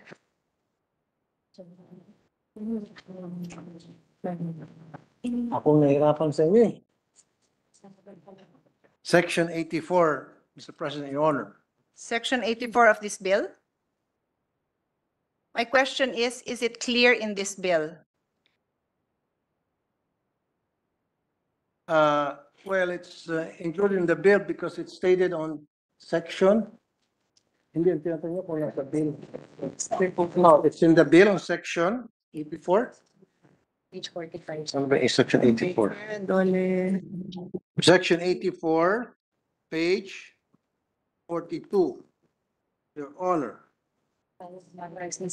Says here, the following government agency shall perform the following functions to promote the welfare and protect the rights of Filipino seafarers. Agencies. Is there, Paragraph G. yes, I found it, Your Honor. Okay. So according to Your Honor, just for the record, the appropriate government agencies referred to here in section 25 is the Marina, which is provided for in section 84. Are there any other government agencies? Marina, bukod sa Marina,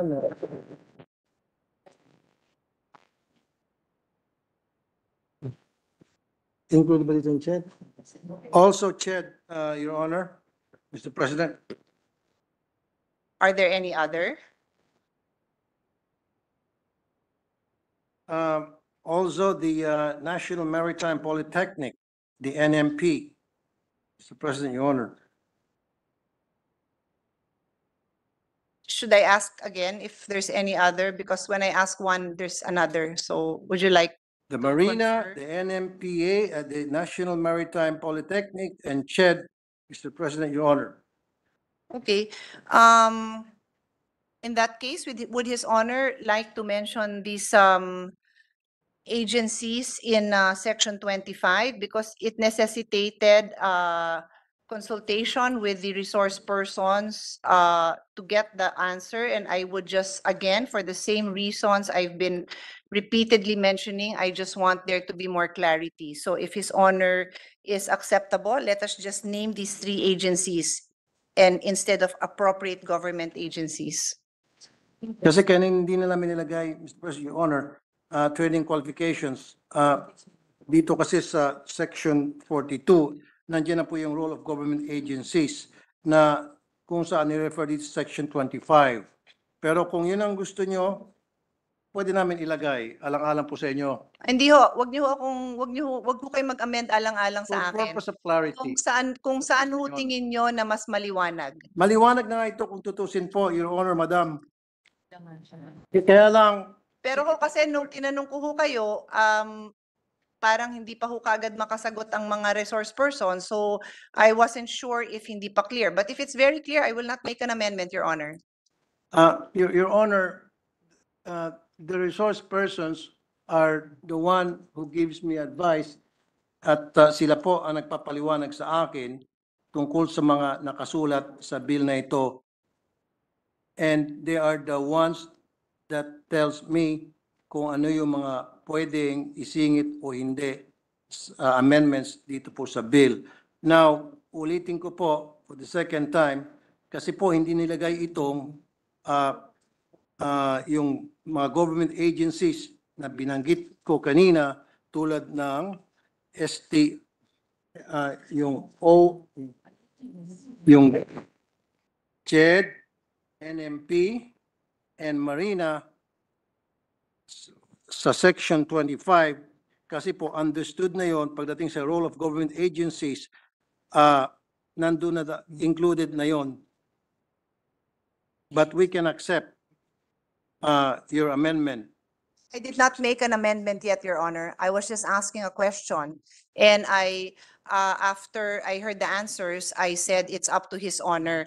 On that note, hindi ho ba kasama din dyan ng TESDA? Kasi pag narinig ho ni Majority Floor Leader na si TESDA pang nakalimutan natin, baka ho tumakbo bigla dito yon. Ayan na ho, tumatakbo na ho. Kasama ho ba ang TESDA? Kasama pa rin po sa TESDA. Ang TESDA po kasama. Kasama po yung TESDA. Sige po, I am not making an amendment. I am leaving up to His Honor to make that decision. Saan bang TESDA? Saan bang TESDA rin? If I may just give a Please information, Mr. President, it's no longer because it's no longer with TESDA, so it's now with Marina. Your Honor, So then I have made my point. Hindi maliwanag kung kasama, kung sino hindi kasama, di ba? I checked it. It's no longer part of the Yun, draft bill, Mr. President. Yung TESDA, Mr. President, it says here, the TESDA shall, in consultation with CHED and Marina. Pagdating sa training, of course, TESDA kasama in consultation with CHED and Marina. Mr. President, Your Honor. Senator Joel is the expert, so I'm we also a defer bit to the confused, Mr. expert. President, because if it is program registration, then I'd say yes. And development of training regulations. But if it is assessment, I am pretty sure that it was during my time when it was transferred to Marina, Your Honors.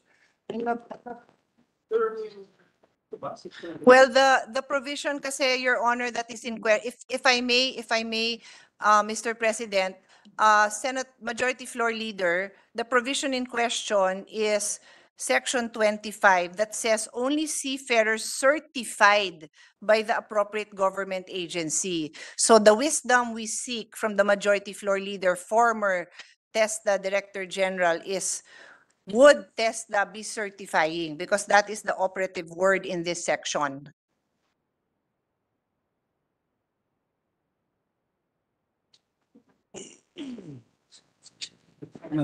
Yeah, I believe the lady senator from the gig just wants to clarify which agencies. Yes, Your Honor. Yeah, because it's not very clear. And I mean, I think this question, the interjection of the Majority Floor Leader precisely illustrates my point that it should just be clear. Okay. I was doing something else, Mr. President, when this representation caught the The magic word, discussion TESDA. of the two colleagues of mine. Mr. President, I don't see any harm in this particular provision in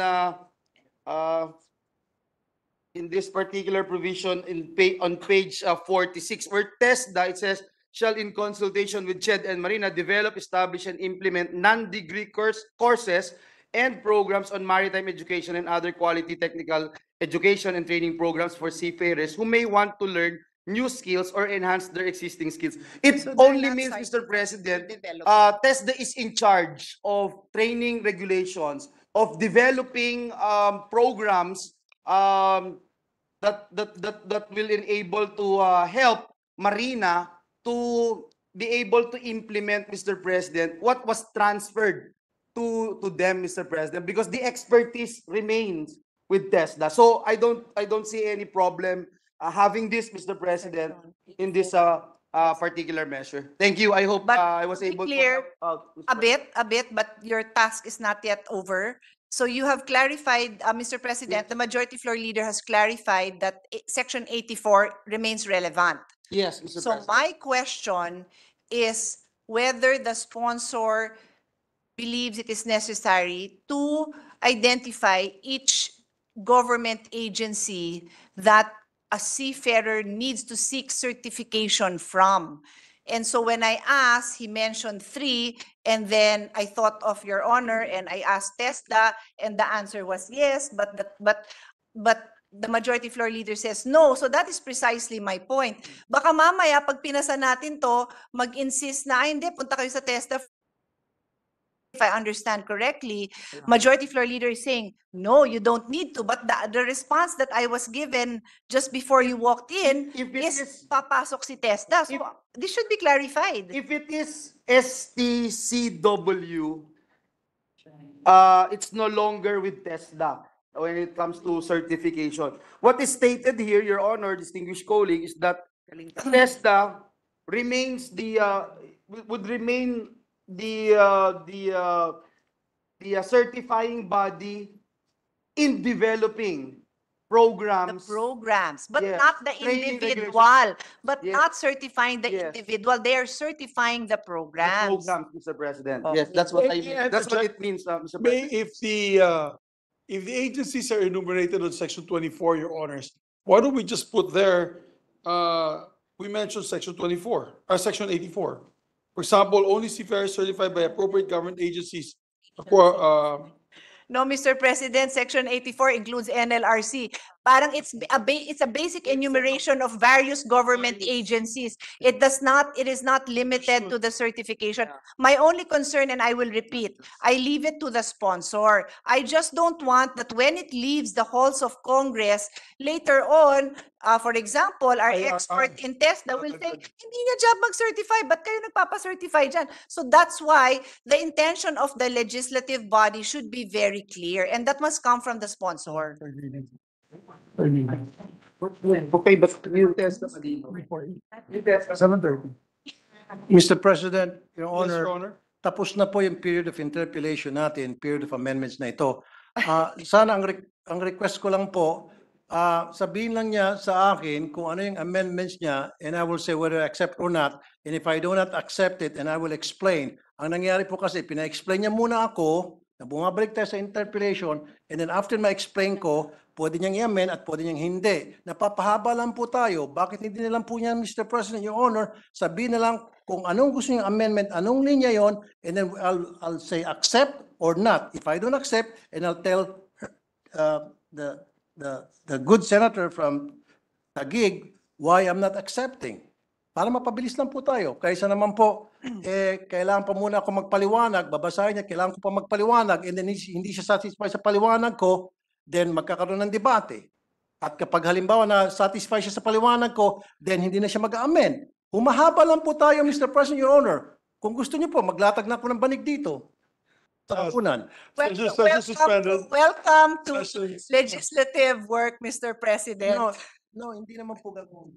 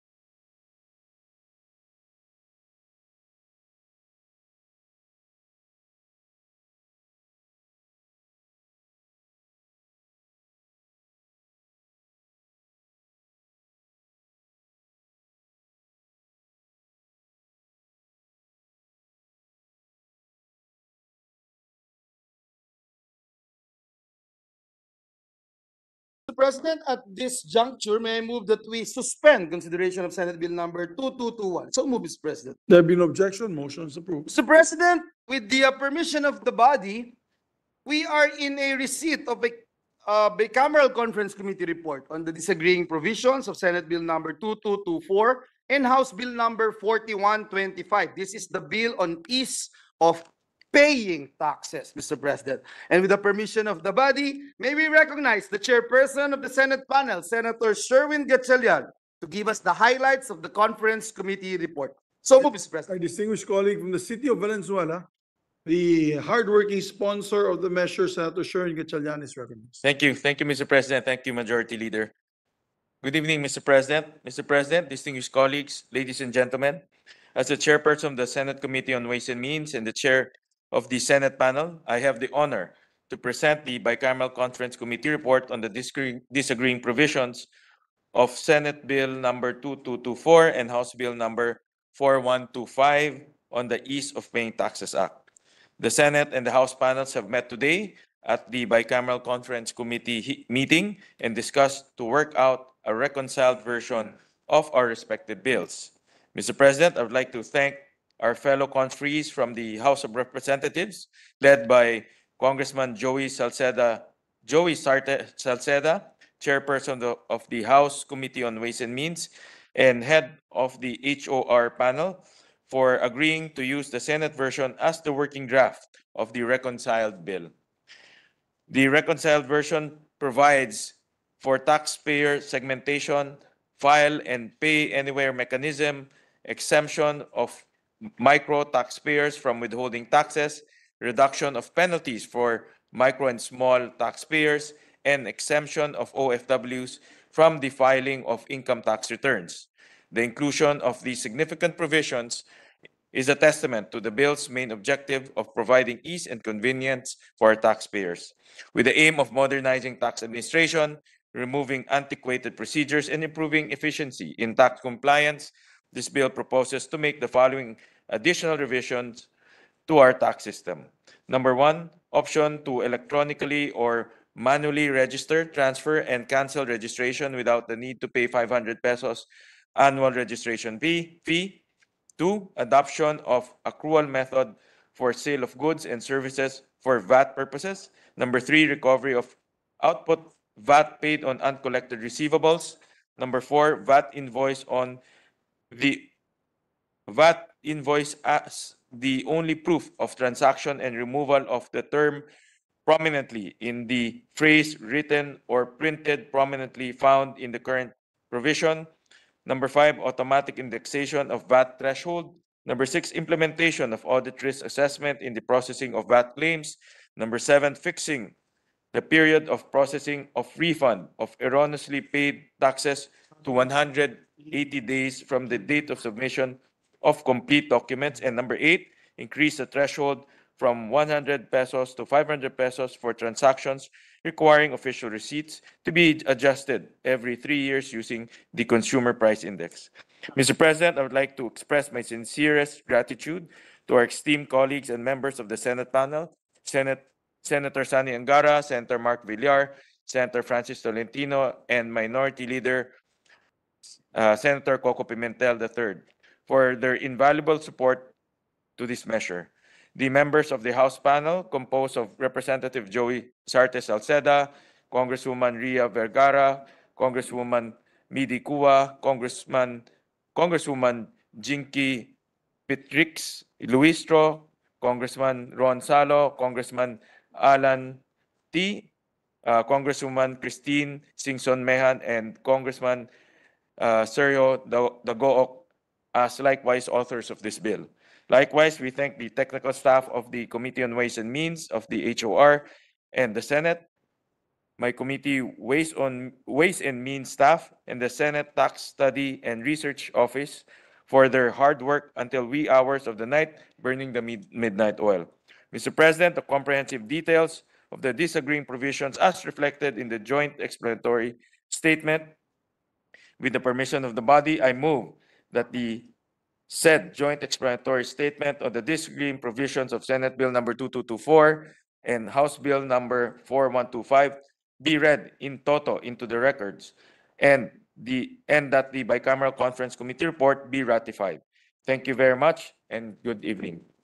Mr. President, we join the motion of our distinguished colleague in approving and ratifying the bicameral conference committee report on the disagreeing provisions of Senate Bill number 2224 and House Bill number 4125, and let the text of the joint explanation be deemed read into the records of this chamber. I so move, Mr. President.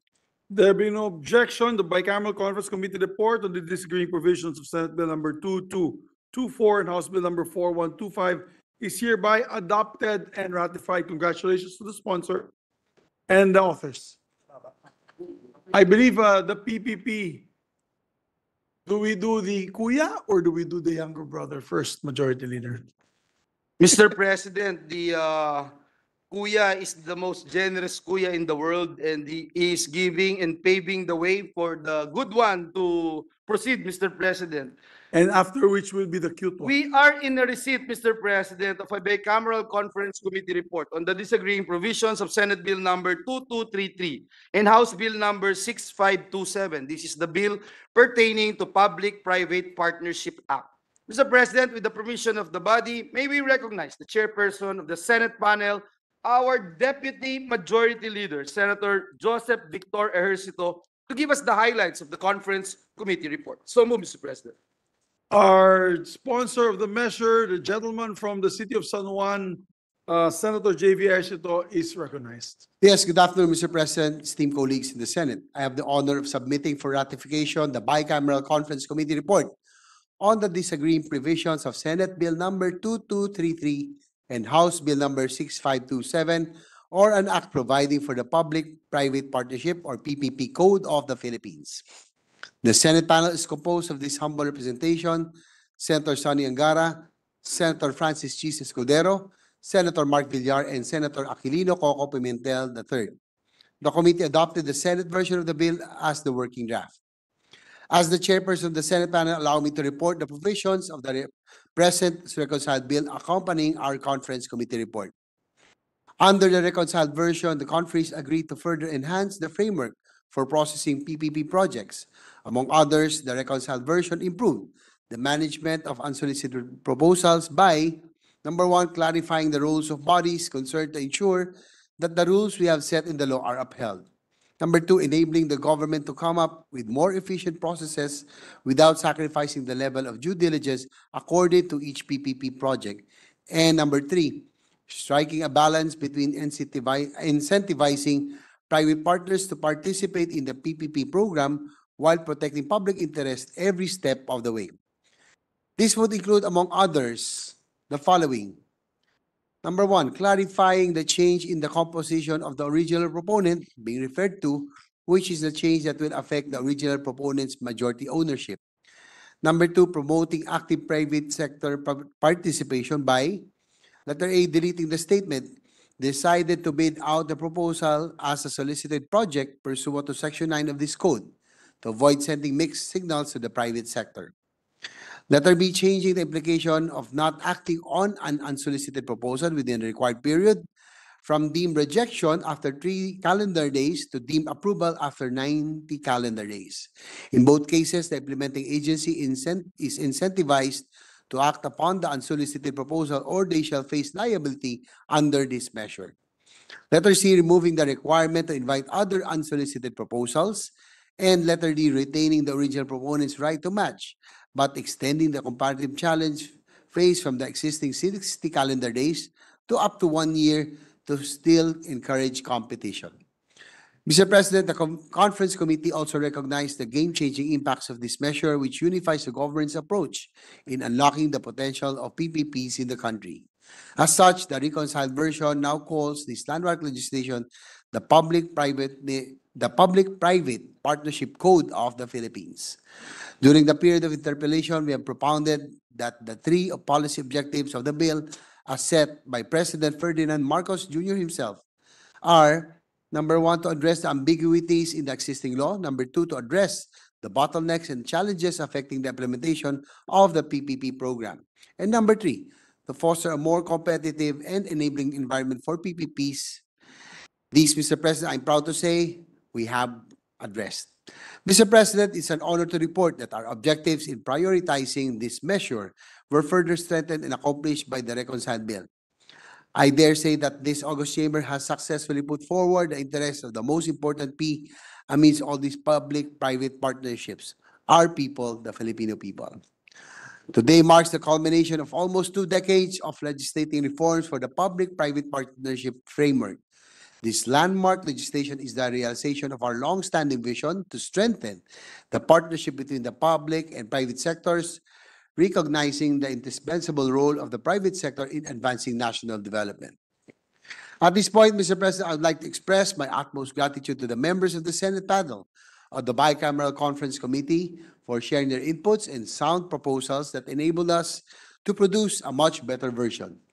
We would also like to thank the House panel led by its chairperson, Representative Romeo S. Momo Sr., for introducing some important provisions and for meeting the Senate panel halfway. And then I also would like to recognize Congressman Joey Salceda. This representation would like to thank this August Chamber for extending their valuable support for the passage of this measure. From the committee hearings or plenary deliberations, may I express my gratitude to our Senate President Juan Miguel Zubiri for his trust and support to this representation to lead the passage of this priority measure. Finally, I would like to thank the people from the following government agencies who provided their technical expertise to the committee: the Department of Finance, the PPP Center, and the National Economic and Development Authority. Yes, they are here with me, beside me.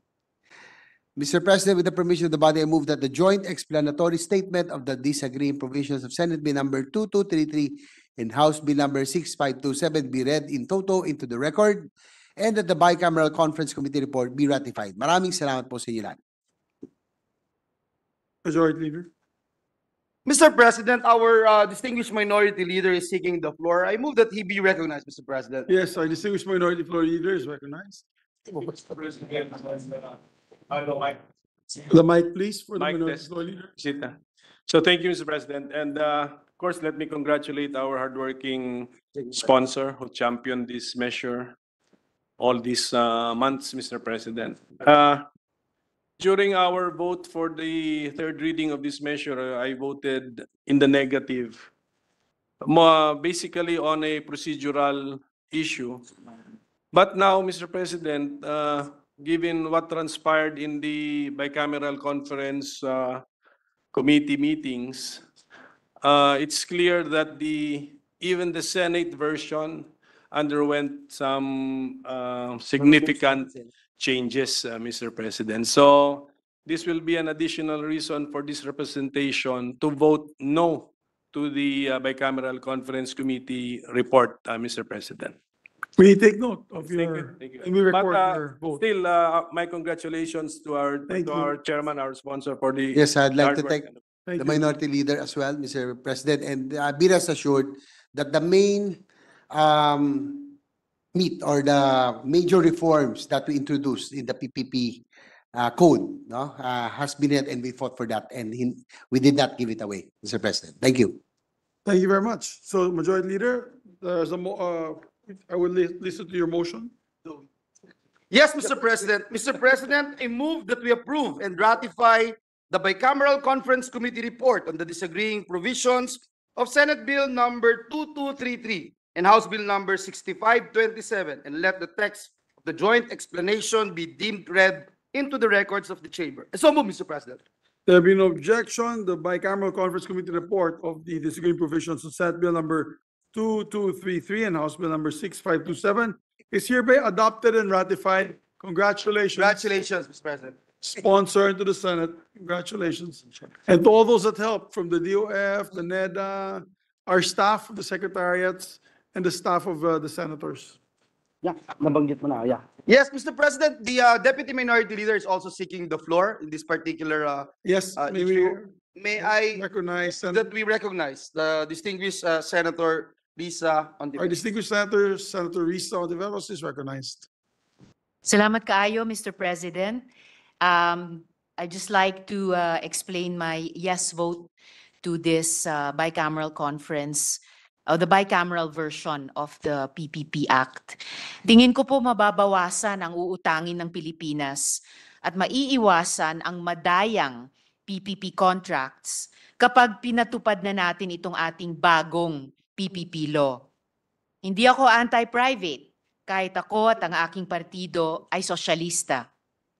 Pwedeng maging mahalaga ang papel ng private sector at itong pagpirme at pagkumpleto ng mga batas para sa PPP at joint ventures ay paraan para gamitin ang yaman at husay ng sektor ng negosyo para sa mga serbisyo na karaniwan ng inaasahan natin mula sa gobyerno. Sa Ingles, ito po yung achieving public ends through private means. The PPP modality of developing and financing public programs and infrastructure took a back seat during the Duterte administration, which relied a lot on foreign borrowings to finance the Build, Build, Build program. 6 trillion pesos ang dumagdag sa utang. At siguro, hindi kulang sa kalahati niyan ay dahil sa Build, Build, Build projects na ODA funded. We will continue to experience the consequences of that Build, Build, Build borrowing spree because infrastructure loans contracted back then will only be called on and disbursed in the coming years. Former Finance Secretary Dominguez had his reasons for not liking PPP projects. The deals took years to clinch. The proponents asked for guarantees and tax subsidies. And for political reasons, he preferred that Chinese loans should fund even those projects, such as the Bicol Express and the Kaliwa Dam, that were already set to be funded by the private sector. Then President Duterte also unilaterally altered PPP deals, for example, in water, in the aftermath of the 2019 water crisis in Metro Manila. It is an understatement to say that there was a chilling effect on business. Those years were the winter of public-private partnerships in the Philippines, and it was the spring for many large-scale debt deals with ADB and JICA. There are indeed many reasons for being cautious about harnessing the private sector and then allowing it to draw subsidies from government, to collect tolls and fees, and to operate and profit from developing properties and services around high-capacity transit ports. But I would say that the behavior of PPP partners will only be as good or as bad as the behavior of our PPP decision makers. In turn, the achievement of public ends will depend on the solidity of our PPP and joint venture rules.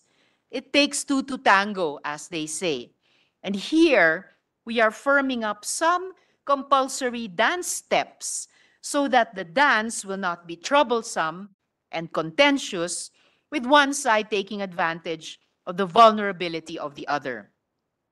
I think this PPP law is far from perfect, but it introduces predictability in the procedures and strengthens the accountability of our officials and staff in implementing agencies and oversight agencies. So, salamat po to our sponsor, Senator JV, for seeing this through. Salamat kayo, Mr. President. Reference of business. Yes. Thank you very much, our distinguished Deputy Minority Floor Leader.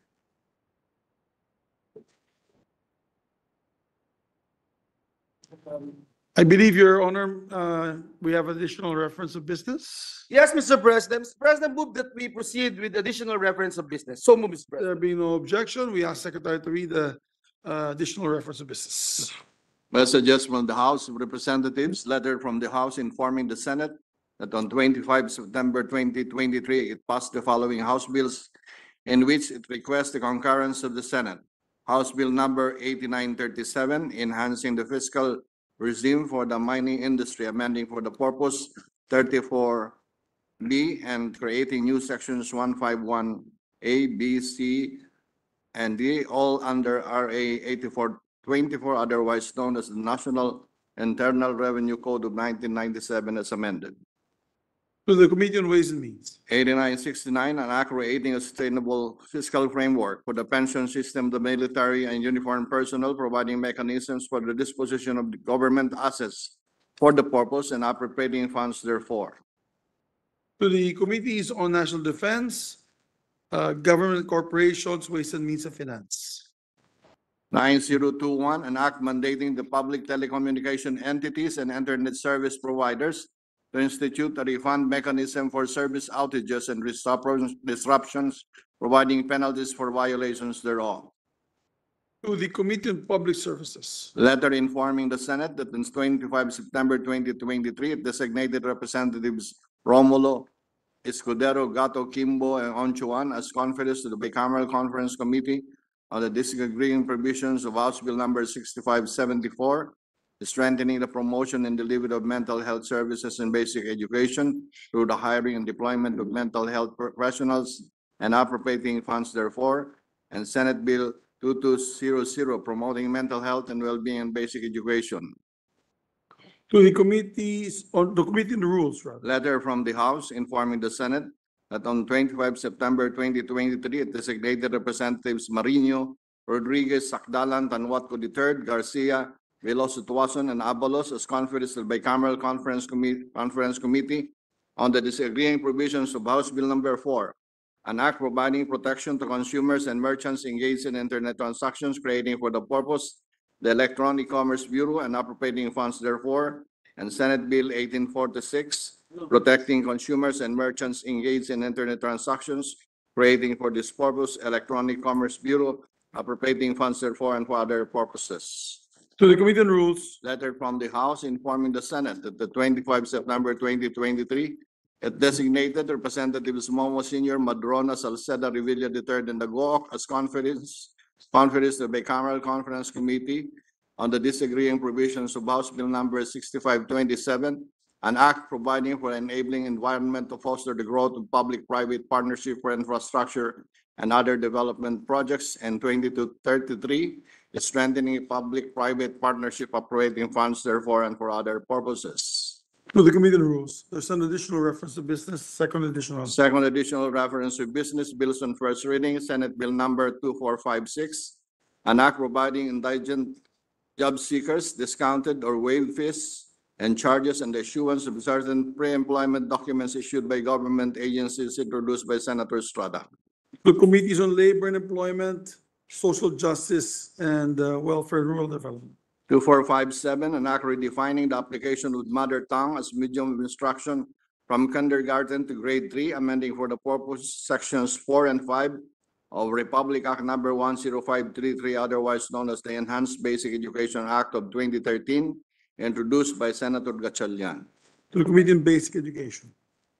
Proposed Senate Resolution number 813, expressing the profound sympathy and sincere condolences of the Senate of the Philippines on the demise of former Marikina City Mayor Representative and Metro Manila Development Authority Chairman Bayani Fernando, introduced by Senator Villar M. To the Committee on Rules. Committee Report number 153, prepared and submitted jointly with the Committees of National Defense and Security, Peace, Unification, and Reconciliation, Ways and Means, and Finance on Senate Bill number 2455 with Senator Subiri, Revilla Jr., Estrada, Marcos, Gatchalian, Villanueva, and Ligarda as authors thereof, entitled An Act Revitalizing and Strengthening the Self-Reliant Defense Posture Program and Promoting the Development of National Defense Industry, pursuant thereto and providing funds therefore, recommending its approval and substitution of Senate Bill numbers 315, 505, 682, and 2046. The sponsor, Senator Estrada. To the calendar for ordinary business. Majority Leader. Thank you, Mr. President. Mr. President, with the consent of the body, I move that we transfer from the calendar for ordinary business to the calendar for special orders, Committee Report number 153 on Senate Bill number 2455. This pertains to the Self-Reliant Defense Posture Revitalization Act. I so move, Mr. President. There being no objection, motion is approved. Thank you, Mr. President. Mr. President, I move that we consider Senate Bill number 2455 under Committee Report number 153 and ask the Secretary to read the title of the measure. There being no objection, we ask Secretary to read the title of the measure. An act revitalizing and strengthening the self-reliant defense posture program and promoting the development of national defense industry pursuant thereto and providing funds therefore. Thank you, Mr. President. To sponsor the measure, may we recognize the distinguished gentleman from the great city of San Juan, Senator Jinggoy Ejercito Estrada, the chairperson of the Senate Committee on National Defense and Security, Peace, Unification, and Reconciliation, to deliver the sponsored speech. There being no objection, the gentleman from the city of San Juan, Senator Jinggoy Estrada, the chairperson of the Committee on National Defense, is recognized. Thank you, Mr. President. Mr. President, distinguished members of this chamber, ladies and gentlemen, as your chairperson of the Senate Committee on National Defense and Security, Peace, Unification, and Reconciliation, it is my honor to sponsor an important legislation that will fortify our defenses against present and future security challenges and provide the essential and meaningful support to our valiant men and women who risk their life and limb to preserve peace and secure our territory. Senate Bill number 2455 under Committee Report 153, authored by Senate President Juan Miguel Zubiri, Senate President Pro Tempore Loren Legarda, Majority Floor Leader Senator Joel Villanueva, Senator Bong Revilla Jr., Senator Amy Marcos, and this representation is a priority measure identified under our Philippine Development Plan of 2023 to 2028 and by our Legislative Executive Development Advisory Council or the LEDAC. The Self-Reliant Defense Posture Bill, or the SRDP, as the name suggests, aims to ensure adequate defense assets and hardware for the country through domestic production and manufacturing, the development of a national defense industry, and lessening our dependence on foreign and overseas suppliers. As relayed by the DND during our public hearing, majority of our defense acquisitions are government-to-government procurements. In 2022, military-related imports totaled approximately $305 million, while arms-related exports amounted only to $85 million. We aim to cure this significantly lopsided trade imbalance by providing incentives and government support to local defense industry and in the process stimulate job generation, promote transfer of advanced technologies, and expand our exports sector. Hindi natin may tatanggi na sa maraming pagkakataon, ang Pilipinas ay nakatanggap ng mga kagamitan pang-militar mula sa ating mga kaibigan at kaalyadong bansa na nakatulong ng malaki upang mapataas at mapalawak ang kakayahan ng ating sandatahan lakas. Ngunit hindi po tayo maaaring masanay na naghihintay at umaasa na lamang sa mga donasyon at gawa ng ibang bansa. As we have all learned from this pandemic, the safest and most reliable source of the nation's needs is the domestic one. This representation firmly believes that we have enough resources we need in our midst, manpower assets, natural resources, and Filipino ingenuity forged by our long history and tradition of seafaring and craftsmanship. No doubt, we have the capability to develop our own. We just have to throw our full support and lay down policies that will catalyze its growth and exercise political will and strategic foresight to sustain its development. Our neighbors in Southeast Asia, like Indonesia and Singapore, already have their own defense industries, and their relatively modest military-industrial complexes are slowly expanding with heavy investments and finding their niche in the global defense market. Others found renewed interest and saw the wisdom behind nurturing their own indigenous arms manufacturing in the face of regional tensions and political realignments. Mr. President, the SRDP program is actually not new. This measure seeks to revitalize the SRDP program, which was initially conceived and implemented during the 1970s. Recalling his younger years as a cadet, Vice Chairperson Senator Bato de la Rosa shared during our public hearing, meron na tayong pagawaan ng missile noon, meron na tayong pagawaan ng mga mini cruiser, sariling sasakyan ng military. Senator Amy Marcos, in submitting her own version of the SRDP bill, also remembered with much pride that her father's SRDP program was able to manufacture armaments such as M16 rifle, 60 mortar tube, 81 millimeter mortar tube and gun barrels, ammunitions, hand grenade, and 81 millimeter mortar ammunition. And that the country was able to produce vehicles like the Jiffy Jeeps, mini cruisers, hovercraft, speedboats, and whaleboat, among others. The early years of the SRDP program successfully met the basic requirements of the AFP through joint ventures and partnerships with the private sector. It produced all-terrain light vehicles, radio for the operating troops, rifles, pistols, and small arms ammunition and textile industry that supplied close to 100% of AFP's clothing requirements. In the 1980s, SRDP had contributed significantly in improving the fill-up of AFP's basic weapons, ammunitions, tactical communication sets, and mobility equipment. Mainly due to tightened defense appropriations, lack of presence, and discontinuity of long-term horizon planning, the program was not able to fully soar and prosper. In light of the continuing foreign harassment and recent incursions on Philippine waters and within our exclusive economic zone, it is imperative that we build up our arsenal and naval fleet, not to provoke further hostilities, but to maintain a respectable and credible defense posture that can effectively deter aggression and defend our territorial domain. Gayunpaman, ang kahalagaan ng panukalang ito ay hindi limitado sa usapin ng tanggulang pambansa. Ito ay sumasakop din sa pagpapataas ng antas ng ating kakayahan sa pagresponde sa panahon ng sakuna at kalamidad. Moreover, we envision this bill not only as a means to ensure inventory of traditional military items, but also to advocate and fire up technological advancements and development of products with commercial applications.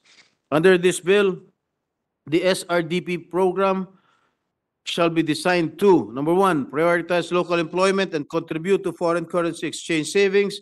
Number two, incentivize manufacturers to establish or relocate production or assembly of material in the Philippines while ensuring protection of local counterparts against unfair competition. Number three, promote technology transfer. Number four, drive proactive research and development efforts and the adoption of innovative technologies. And number five, promote the export of locally made material to other countries. Finally, this bill proposes rationalization of defense acquisition by providing preferential terms to domestic suppliers and in-country enterprises under the ambit of Filipino First policy. Just as the Senate took a unified stand in strongly condemning the harassment of Filipino fishermen and the persistent incursions in the West Philippine Sea, I urge my dear colleagues to also rally behind this timely legislation that would modernize and upgrade the capacities of our armed forces. Thank you, Mr. President. Thank you. Senator Estrada, the better one. Majority Leader. Thank you, Mr. President. Mr. President, next to co-sponsor the measure is our distinguished Senate President Miguel Zubiri. I move that he be recognized, Mr. President. Our Senate President Juan Miguel Zubiri is recognized. Thank you very much, our distinguished Senate President, and to our Majority Floor Leader. Mr. President, I stand here today to co-sponsor a very important bill that we have been campaigning to include in the common legislative agenda of the LEDAC, the Self-Reliant Defense Posture Revitalization Act. Previously, we had called this the PDIDA, or the Philippine Defense Industry Development Act. But whatever it is called, the spirit of the bill, we must remains the same, that we must build a self-reliant defense industry. Earlier today, during the budget hearing for the Department of National Defense, I expressed my full support for the budget and even pushing for an increase. You were there, Your Honors, an increase in their budget in a bid towards modernizing our forces and ensuring that they have the proper equipment to credibly defend our people and our sovereignty. Sabi ko nga, hindi tayo nagkukulang sa puso at tapang. Kailangan lang matapatan natin ng tamang kagamitan.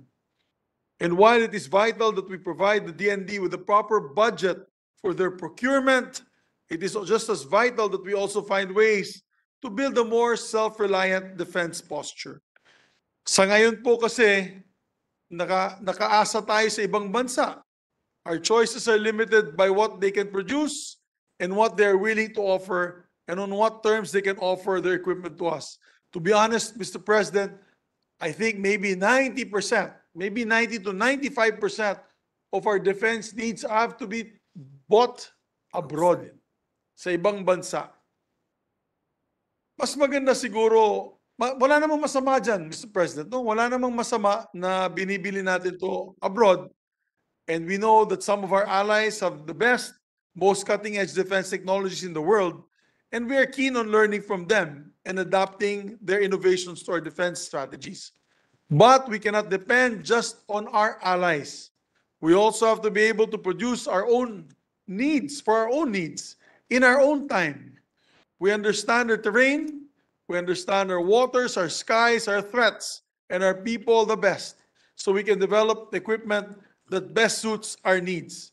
And if you recall, Mr.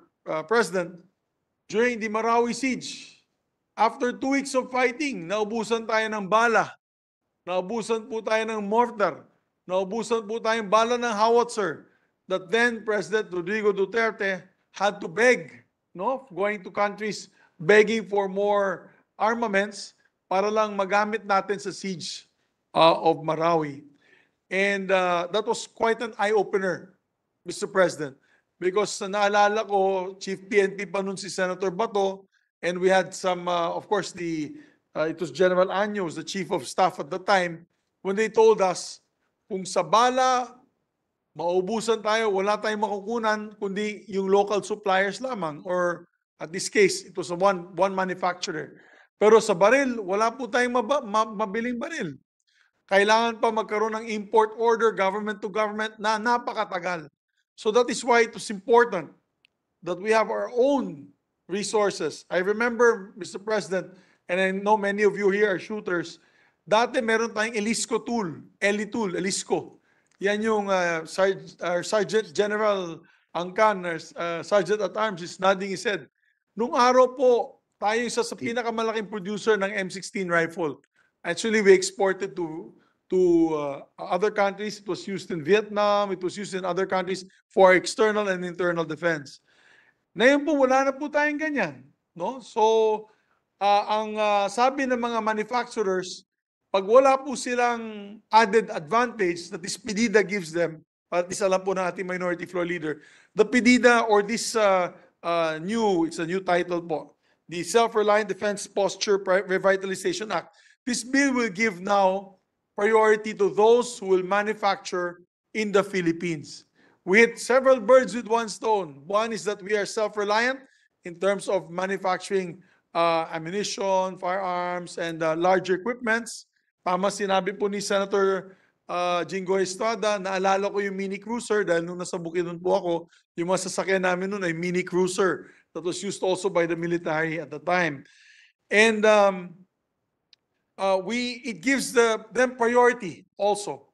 It gives them priority with government procurement pag dito ginawa. I'll give you an example po, Mr. President. When the Americans in the 1980s or 70s needed a sidearm, they had a very large, it was a very large process wherein they invited several manufacturers of firearms into the United States to test their firearms.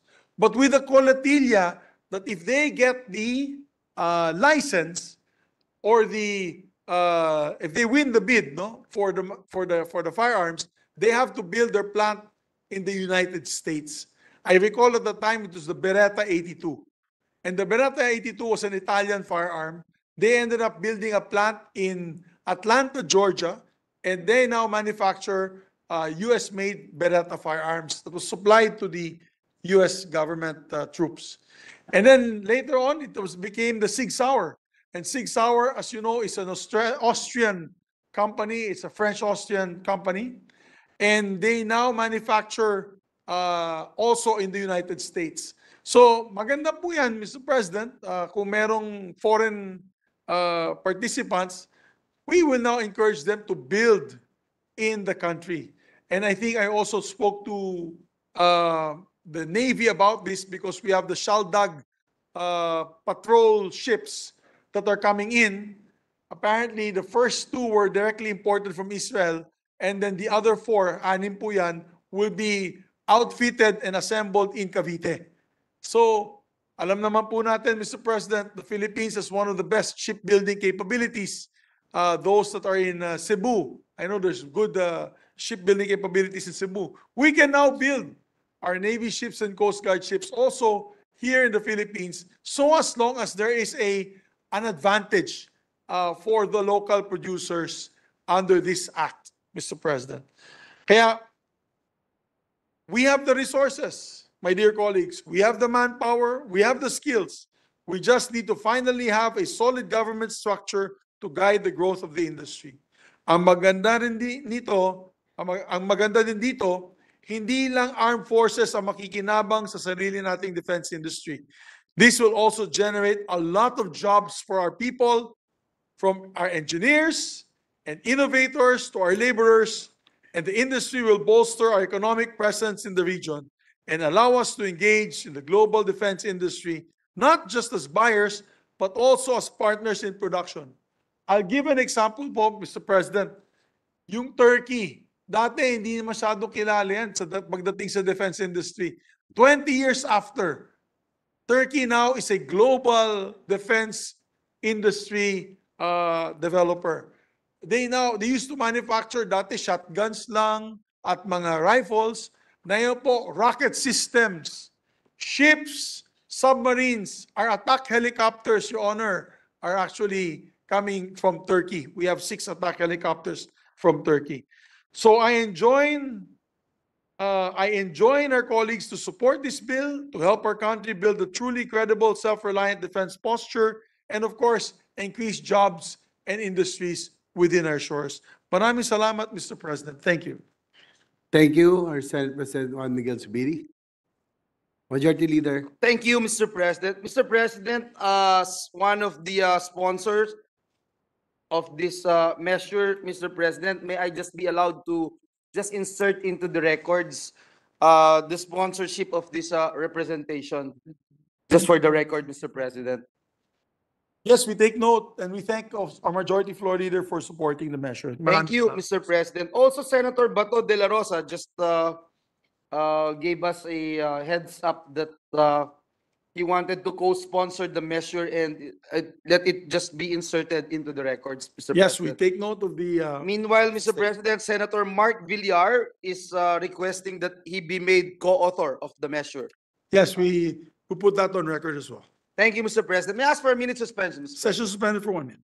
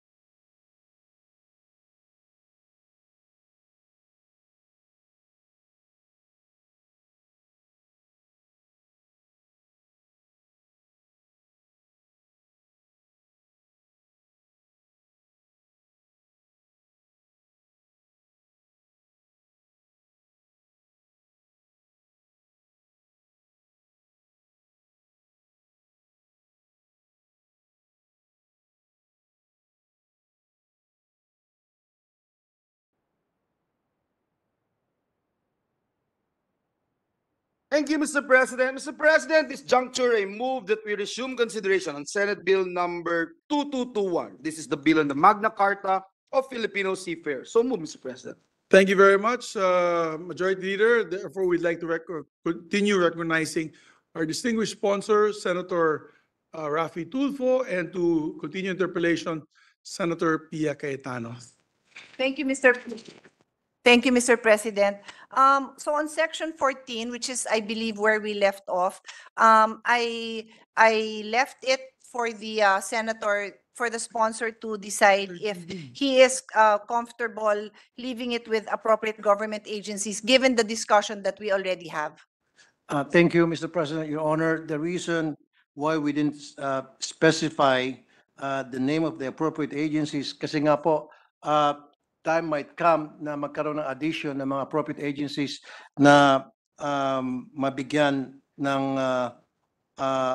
responsibility para sa training, and at the same time baka yung mga agencies na i-mention natin dito later on ay maalis na sa listahan at hindi na sila kasali sa mga training na inaalaw. So mas maganda open na lang po yun para kung sakali po merong darating yung time na nawala ang isa sa kanila o nadagdagan, at least hindi natin dito na specify at hindi na po kailangan tayo gagawa ng adjustment. Your Honor.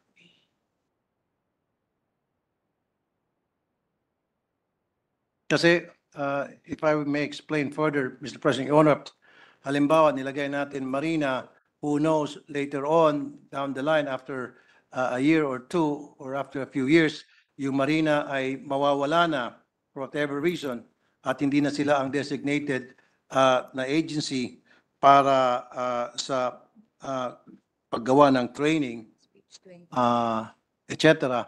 Then kung ilalagay natin dito, paano na yon? So another adjustment we're gonna make dito sa bill natin if we specify Marina. Just an example, Mr. President, Your Honor. Whereas if we leave it open, then kahit na mawala Marina, kahit na mawala yung CHED or any other agencies, at least we don't need to make an adjustment because we left it open. Mr. President, Your Honor. Well, normally, Your Honor, if a function of one agencies will be removed, and by legislation, normally it would be substituted by the proper authority. But on that note, as I said, it is the choice of the sponsor if he will, so there's nothing to do, Your Honor. I have no amendment on the floor. We can move on. Thank you, Mr. President. Thank you, Madam, Your Honor. Thank you po. Thank you, Your Honor. My next question is on hours of, my next amendment, possible amendment is on page 18, section 29, hours of work and hours of rest. But again, with the sponsor's permission, I need to ask a question before I make an amendment. May I proceed? Yes, Mr. President, Your Honor. Yes, I note that this law, this bill, applies to both ships that are Philippine-owned and foreign-owned. Is that correct? Yes, Mr. President, Your Honor. And that would include ships that are plying just within Philippine territories, Philippine territorial waters. Is that correct? Yes, yes, Your Honor. Okay. So, there are in fact different hours of work and hours of rest for seafarers compared to the regular hours in the labor code, no? That seems to be my impression. I beg your pardon, Your Honor. It appears to me that the hours of work and the hours of rest of the seafarers are different from the hours of work and the hours of rest under the labor code. Yes, yes, Your Honor. So I will read here,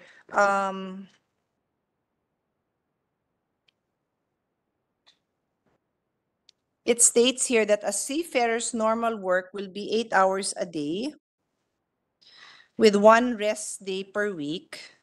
If the seafarer is required to work beyond 8 hours, the maximum hours of work shall not exceed 14 hours. in any 24-hour and 72 hours in any 7-day period. I'm not aware that this exists in the labor code. I am not certain though, because I am not a labor law practitioner, but am I correct or is it the same? Meron? Exactly the same? Are correct. This is stated in section 16. Ano? Normal work. I never. It is stated in section 61, Your Honor, in this bill, the hours of work and hours of rest, the provision of section 29 shall also apply to domestic seafarers. In addition, waiting time shall not be considered as compensable working time if the domestic seafarer is completely relieved from duty and can use the time effectively for one's own purposes. So that means that, yes, Your Honor, it also applies to domestic seafarers. Yes, what His Honor is saying is section 29 applies to domestic seafarers. But my question was, that was one of my questions. My other question was, are these hours of work identical or similar to the labor code provisions? No, because it's not the labor code, it's Department Order 131. It is not in the labor code, Mr. President, Your Honor, but it's in the Department Order number 129, series of 2013, under the Department of Labor and Employment. Rules and regulations governing the employment and working conditions of seafarers on board ships engaged in domestic shipping. So ibig sabihin, yung basis po nito ay sa Department Order number 129. Okay. So wala man siya sa labor code, there is a basis which is itong department order. Is that correct? Your Honor, Department Order 129. So in other words, kinopya po ito doon. Consistent po ito doon. Tama po, Mr. President, Your Honor, consistent sa What year po yan? Ito pong series of Department Order 129, series of 2013, June 17, 2013, 2013, okay. yung date So, po nito. ito na ho yung tanong ko that will be the basis of my decision if I will make an amendment. It says here, the minimum hours of rest for every seafarer shall be at least 10 hours in a 24-hour period. In other words, kasi before that, sabi, yung work niya, wag daw mag-exceed ng 14. So if there's 24 hours in a day, yun na nga, 10 hours yung kanyang rest, no? And then it goes on to say the hours of rest are divisible into 2 periods, one of which will be at least 6 hours in length. So kung yung time niya magpahinga 10 hours, yung isa doon, kailangan at least 6 hours. So yun na yung minimum na ibibigay sa kanya na rest. And syempre, maliligo pa siya, magbibihis pa siya. So baka yung tulog na lang niya 5 hours na lang. And science tells us that the average sleep a human should get, more or less, is 7 to 8 hours. So the reason I asked for the basis of this is because it appears based on this bill that talagang pwede palang 5 hours ang tulog lang ng seafarers natin? Yun ho ba talaga ang katanggap-tanggap po ba sa atin yun? Yan po yung nakalagay sa MLC natin, Your Honor. Anyway, hindi naman 5 hours a day ang pahinga lang niya. Pag i-divide mo yan, pwede namang 1 day, 5 hours lang, and then later, more than 5 hours, hanggang sa ma-reach niya yung certain period na kailangan magkaroon siya ng that number of rest in a 7-day period, Your Honor. Sir, minimum. Minimum. Hindi ko yata naintindihan yun.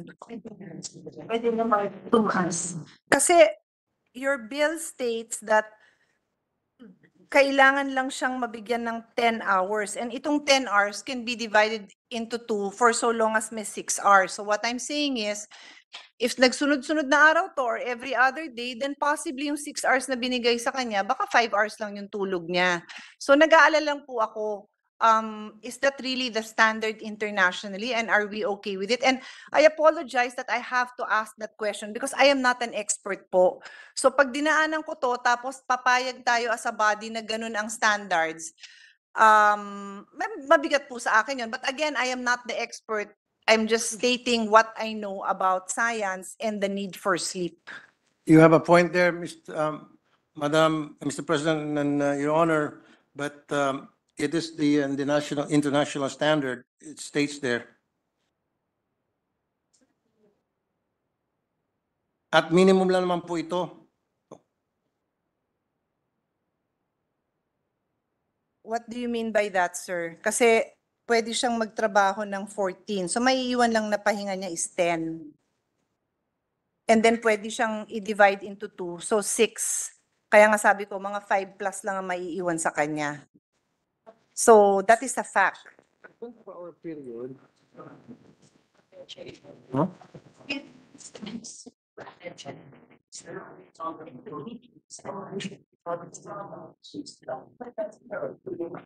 Ito po ang nakalagay minimum standard sa MLC, Mr. President, Your Honor. Now, which we ratified, and I'm talking about the MLC 2006, Mr. President, Your Honor. For the minimum standard as set forth by the MLC, Your Honor.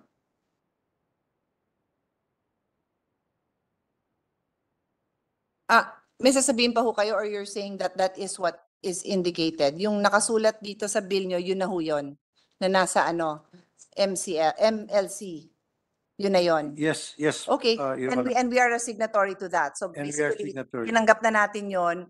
Now is not the time for us to question that. Okay, so in that case, Your Honor, wala na akong amendment. I just express my concern na pakahirap talaga din ang buhay ng seafarer, ano? Opo. I'll move on, Your Honor. Yes, Your Honor. Doon din sa hours of work and rest, hindi ho ba dumadami na ang seafarers na babae? Yes, Your Honor. Oo. And pagka domestic ho yung biyahe nila, how long are they usually on a ship? Or I'm sure it varies, but what are the normal? Ang domestic kasi, Your Honor, short term lang po yan, unlike dun sa international na ang biyahe from point A to point B na inaabot ng weeks. So there's a difference between domestic and international. Like as we know, pagdating sa domestic, sometimes meron yung biyahe ng barko na 24 hours lang, meron umabot as long as 3 days.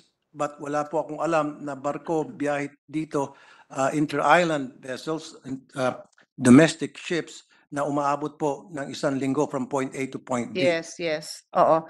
Thank you. Kasi, Your Honor, my amendment, if at all, would be with regards to an existing law, which is the Expanded Breastfeeding Promotion Act. This law requires that employers give their female lactating employee time to express their milk. So, kaya ko naitanong na maiksi lang ba yung biyahe niyan? Kasi kung maiksi, pwede nilang i-store yung milk nila and then iuwi pa nila sa baby nila. So, covered naman ba ito ng ating general provisions in our law that requires that Philippine laws are followed? Or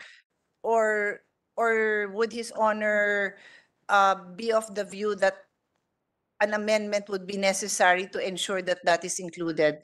Are you referring to the domestic shipping? Domestic, yes, Your Honor. Domestic, yes. Okay, then Philippine laws would Governed. be governed and followed, Okay. Your Honor.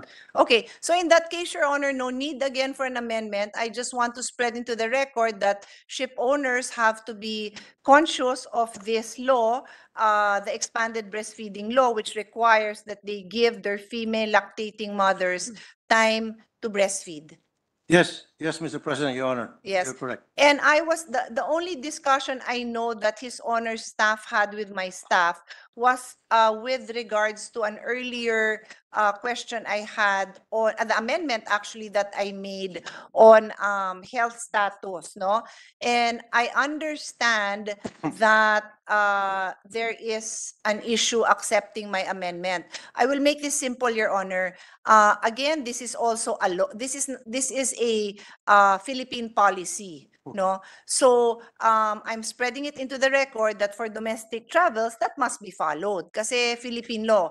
So I can see His Honor nodding his head. So does that mean that subject to style, my amendment is accepted for domestic seafarers? Yes, Or- Mr. yes. President, Your Honor. Yes, I Thank you. accept. Thank you very much. And in the period of, during the BICAM, I will, I ask the indulgence of His Honor because he is the one with the resource persons who are probably in contact, no, with Dole and the like, but we will also ask my own staff to try to connect with them to see how that works internationally. It is not my area of expertise. I do not know about international practice. So hopefully in the period of, during the BICAM, we can get clarity for the international portion.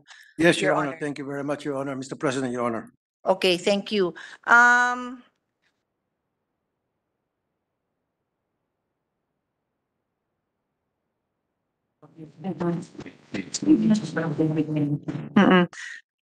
Mm-mm. Okay, Your Honor, on page 23, sorry, page 24 na. Page 24, line 11. My amendment is delete the phrase COVID-19 or similar, such that the phrase would read, seafarers who have contracted diseases of international concern or which cause global health emergency. Sa akin lang naman po, kumbaga, medyo tapos na ho yung COVID-19, so it's suffice it to say that any disease of international concern should be covered by this bill, by this provision. No need to mention COVID-19. That is correct. You're definitely right, Your Honor, and I accept. Thank you. Mr. President, Your Honor.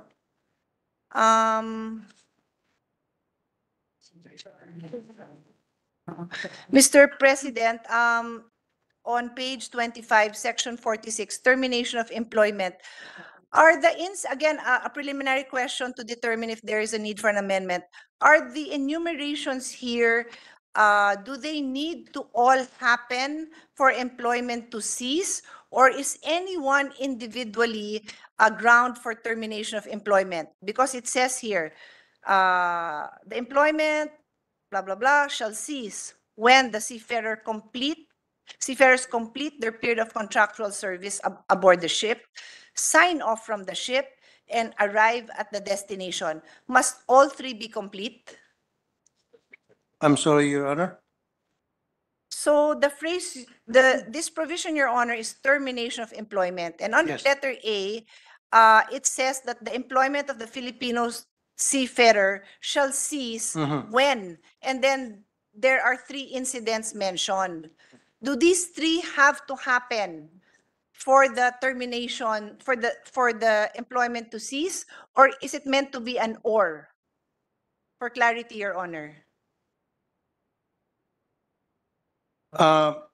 You're right, Mr. President, Your Honor. We can use the word or. It doesn't have to So- be. Okay. So perhaps, Your Honor, the terminology I will recommend is shall cease when The seafarers complete their period. subject to style, no, when any of the following occur, subject to style. I accept. Kasi any or, di ba? Or, di ba? So any of the following occur. Bakit? All ba or? I'm sorry. Hindi It's ko naman all. sinasabi. Sorry. Okay. It Withdraw. should be all, Mr. President, Your Honor. Okay. It should be So- all. It should, All must be completed. Okay, so again, subject to style, when the following, I don't know if you call them conditions, when the following occurs, subject to style, Your Honor, I think that's pretty understandable. It is all, so that is our Yeah. main concern, all, okay? If I may I just bang the gavel for the two other amendments that you accepted? Your Honor, That's sorry. okay. We will ask the secretary to reflect in the records that we had approved all your Okay. amendments. And the last one, subject to style, is when all the conditions happen subject to style. That's Yes. for the section 46 on page I 25. believe the sponsor had Yes, accepted, Mr. President, Your Honor, I accept. Subject to style, yes. accepted and approved. Gonna go. Remember you said you wanted to go back. Oo, so actually,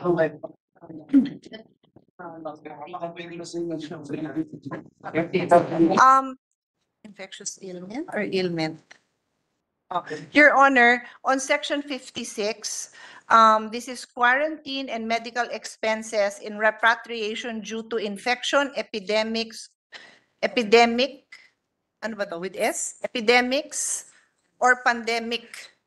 So I think subject to style, and I don't know if there's a doctor around, but it doesn't sound right to say infection, so Huh?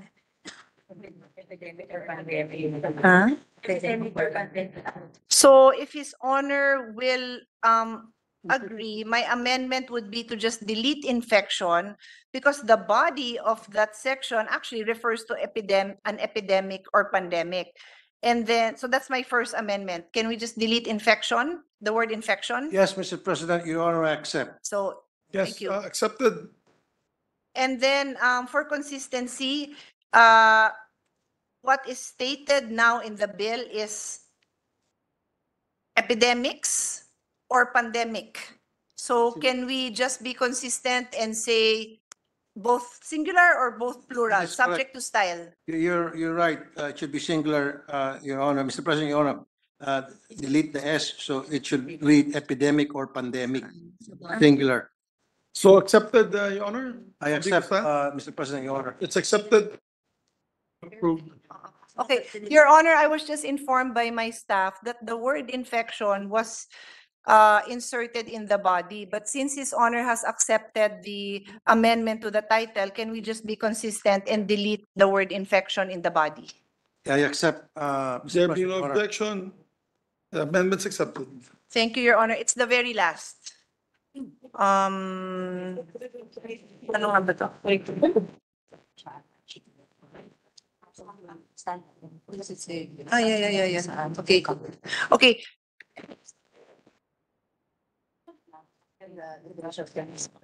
Your Honor, on page 41, section 79, this is the provision on curriculum committee. It basically it basically says that a curriculum committee shall be formed to periodically assess, etc., etc., etc. My question first, to determine if there's a need for an amendment is, there are no details that I have seen on the creation of this committee. So is this committee part of the Intergovernmental Coordination and Cooperation Council, or is it meant to be a standalone committee? How would His Honor want to treat this committee? A curriculum committee shall be formed, periodically assessed.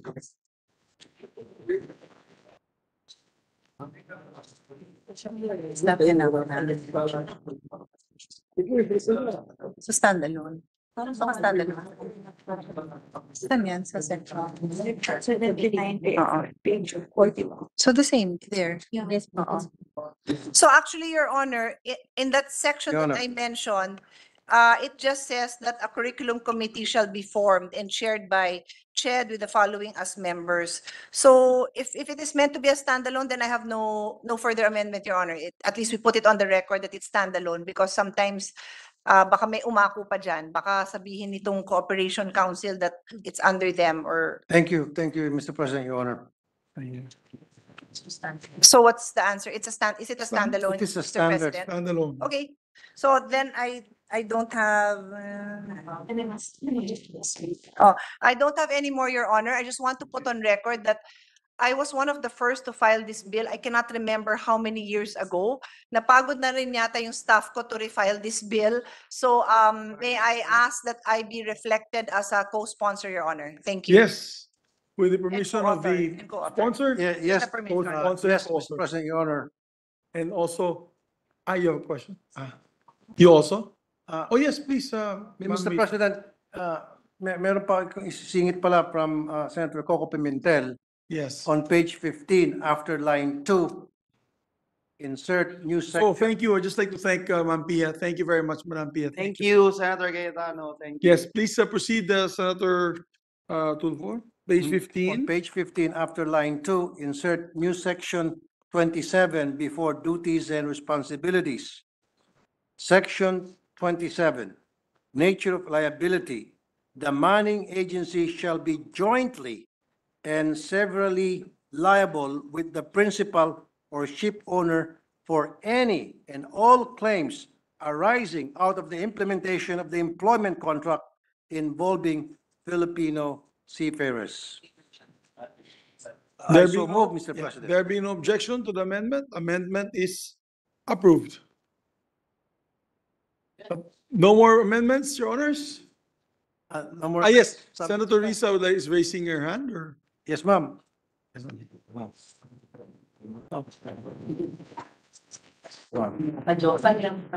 Yes, please go ahead, ma'am. You can stay in the middle podium, of course. Salamat kayo, Mr. President. Good sponsor, pahabol na lang po ng isang proposed amendment Yes, ma'am. dun po sa coverage of seafarers. So dun pa rin po sa section 4P, page 6, line 4. Tama naman po na kanina napag-usapan natin yung section 3 ng DMW Act on the definition of terms. Kung saan sa section 3 na yon, letter J, mayroong seafarer na ang definition ay refers to an OFW who is engaged in employment in any capacity on board a merchant marine vessel plying international waters or other sea-based craft of similar category. So tama naman po, wala pong nakabanggit dito na to be engaged. Pero po, meron po akong nahanap an earlier term defined here in this section 3, letter G, overseas Filipino worker, OFW, na defined po refers to a Filipino who is to be engaged, is engaged, or has been engaged in remunerated activity in a country of which he or she is not an immigrant, citizen, or permanent resident, or is not awaiting naturalization, recognition, or admission, whether land-based or sea-based, regardless of status. Kaya po, pagtitignan po natin, good sponsor, ang definition ng seafarer at ang definition ng overseas Filipino worker, parang nakakalito, but at the same time, palagay ko nagbubukas ng pagkakataon sa atin, palawakin yung coverage ng seafarers, na isama yung to be engaged. Dahil yung definition ng seafarer ay refers to an OFW, so on and so forth. At doon naman po sa definition ng overseas Filipino worker, nandun po, opo, yung refers to a Filipino who is to be engaged. Kaya good, Mr. President, good sponsor, nais ko pong at salamat sa pagtatango ni Majority Leader, nais ko lang pong sa huling pagkakataong mag-apila sa good sponsor na atin pong idagdag dun sa section 4P, page 6, line 4 ng ating bill, yun pong who is to be engaged. I so move, Mr. President.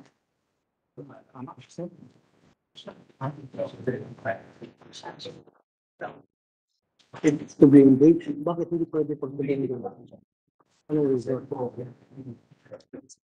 Okay, no. He asked permission to leave. He just texted me.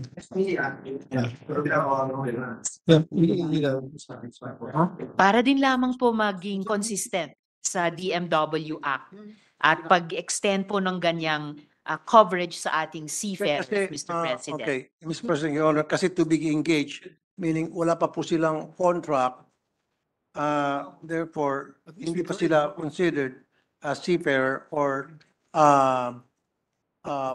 OFW, although meron po tayong batas sa anti-illegal recruitment sa ating DMW to go after illegal recruiter for those seafarers who wanted to be a seafarer, for those persons who wanted to become seafarer at and they are considered to be engaged because nasa process pa lang po kasama yung application nila para bago sila sumampa ng barko. So hindi, wala pa po silang pinirmang kontrata but they are considered to be engaged. Therefore, hindi pa ho dapat sila considered as seafarer just because no contract yet has been signed.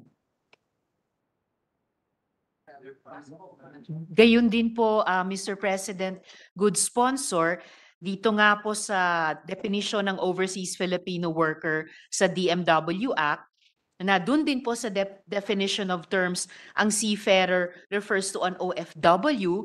Dito po sa definition ng OFW, kasama po yung refers to a Filipino who is to be engaged. And further po dun sa definition na yon, nakalagay pa nga po, for purposes of this provision, a person engaged in remunerated activity covers a person who has been contracted for overseas employment but has yet to leave the Philippines regardless of status and includes overseas contract workers. Kaya po, kung ang pinag-uusapan po natin ay yung legislative intent nitong bill, mababasa din po siguro natin sa legislative intent nung namang batas na DMW Act na yung seafarer, which refers to an OFW, at yung OFW refers to a Filipino who is to be engaged, etc. So, baka Yeah, po, I yun see your po. point, Yes, Your Honor. Mr. President. So good since sponsor. naka-specify yan, yung provision na yan doon sa mga OFW to be engaged versus dito po sa seafarer na walang nakalagay to be engaged. So gusto niyo po na isama rin sana itong mga seafarers, ang definition ng seafarers kasama na po doon sa mga to be engaged.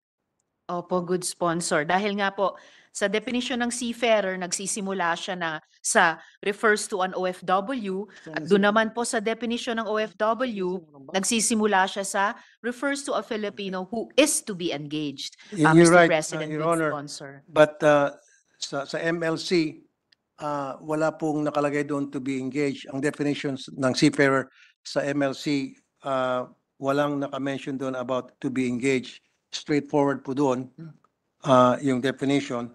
Tulad ng definition namin dito, refers to a seafarer who has been engaged, employed, or working on board in any capacity of a ship vessel plying international waters, and then whether Philippine registered or foreign registered.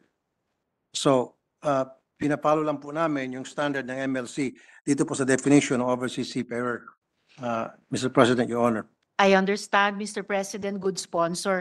Pero batay sa prinsipyo ng progressive legislation, kung habang piniperfect pa po yung kabuoang policy framework mula sa national legislation hanggang international conventions, pati na po local ordinances, kung meron na pong mas sumasaklaw na coverage at definition, baka lamang po, Mr. President, good sponsor, maaring pong kung ating pong ipa-perfect over time yung MLC din bilang signatory nation state, ay pwedeng i-reflect po yung pinakasumasaklaw na coverage at definition dun po sa DMW Act. Ibig sabihin po yung definition ng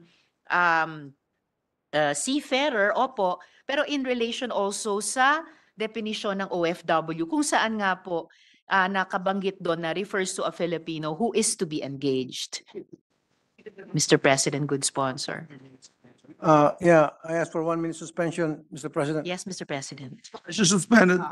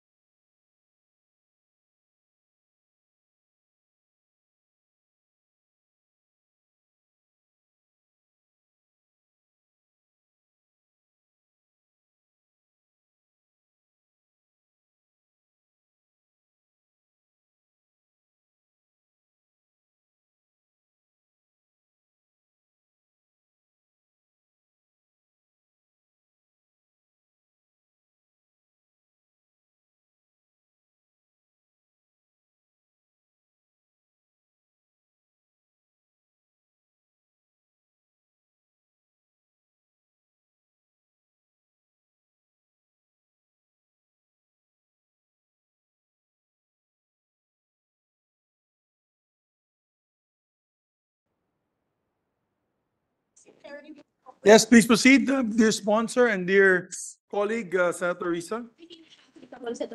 Yes, Mr. President. So to reiterate, I propose an amendment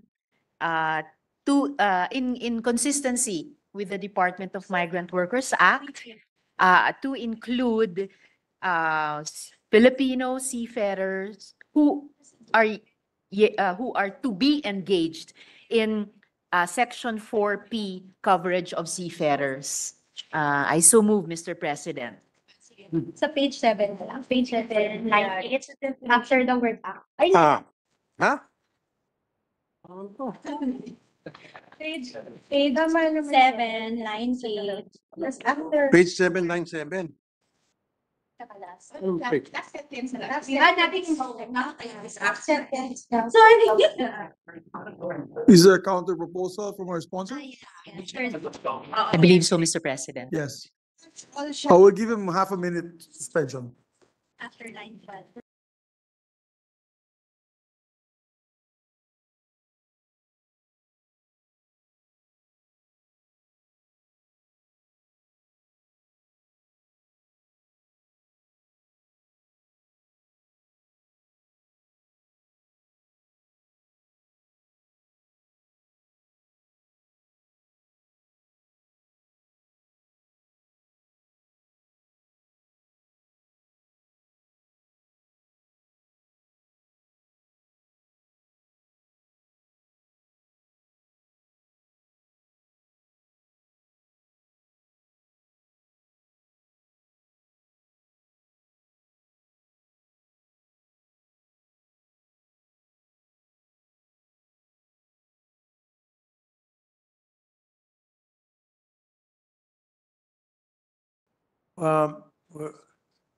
In response to the proposed amendments of Senator Riza Ontiveros, Mr. President, on page 7, after line 12, insert a new paragraph as follows.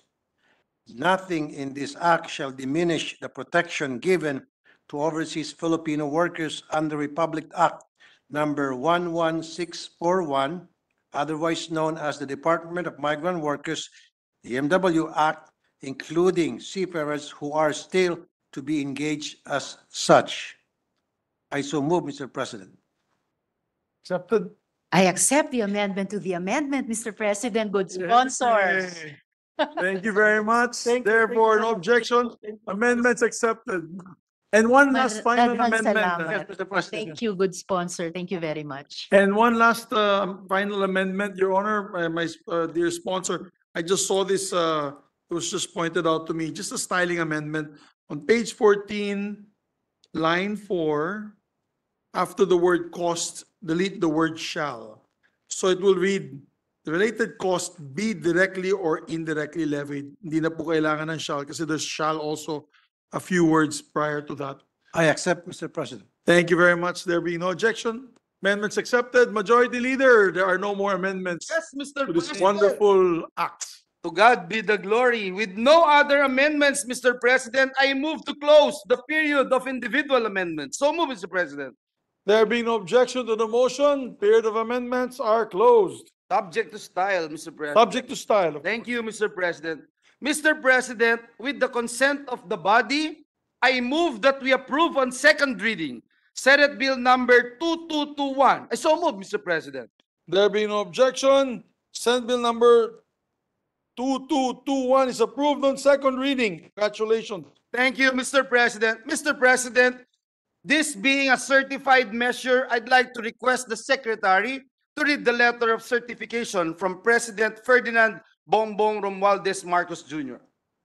So move, Mr. President. Please proceed, your distinguished Deputy Secretary. Malacanang Palace, Manila, 25 September 2023. Senator Juan Miguel F. Subiri, Senate President, Senate of the Philippines, Pasay City.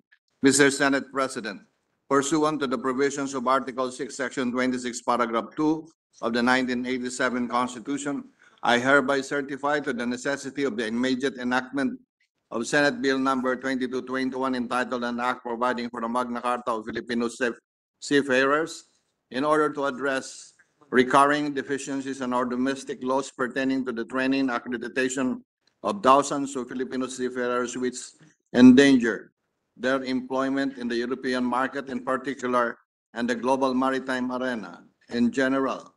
Likewise, the bill guarantees to the international community that the Philippines will comply with its obligations of ensuring that our training facilities and equipment are at par with international standards and those set by relevant conventions. Best regards, very truly yours, the President. Happy Farnes, Representative Ferdinand Martin Giromualdez, Speaker of the House. Thank you, DepSec Belen. This is definitely a historic day for all of us. Mr. President, with the consent of the body, I move to consider on third reading Senate Bill number 2221. I so move, Mr. President. There being no objection, motion is approved. We now ask the Secretary to proceed with the third reading vote and the roll call vote of members.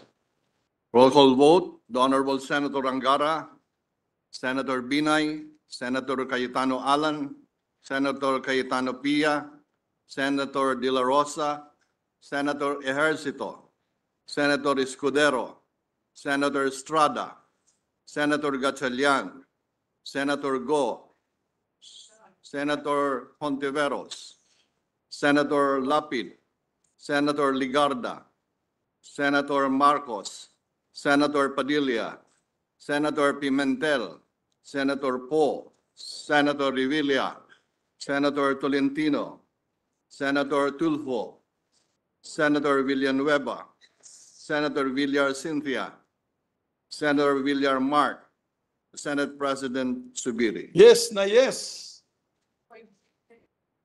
With 14 affirmative votes, 0 negative votes, 0 abstentions, Senate Bill number 2221 is approved on third reading.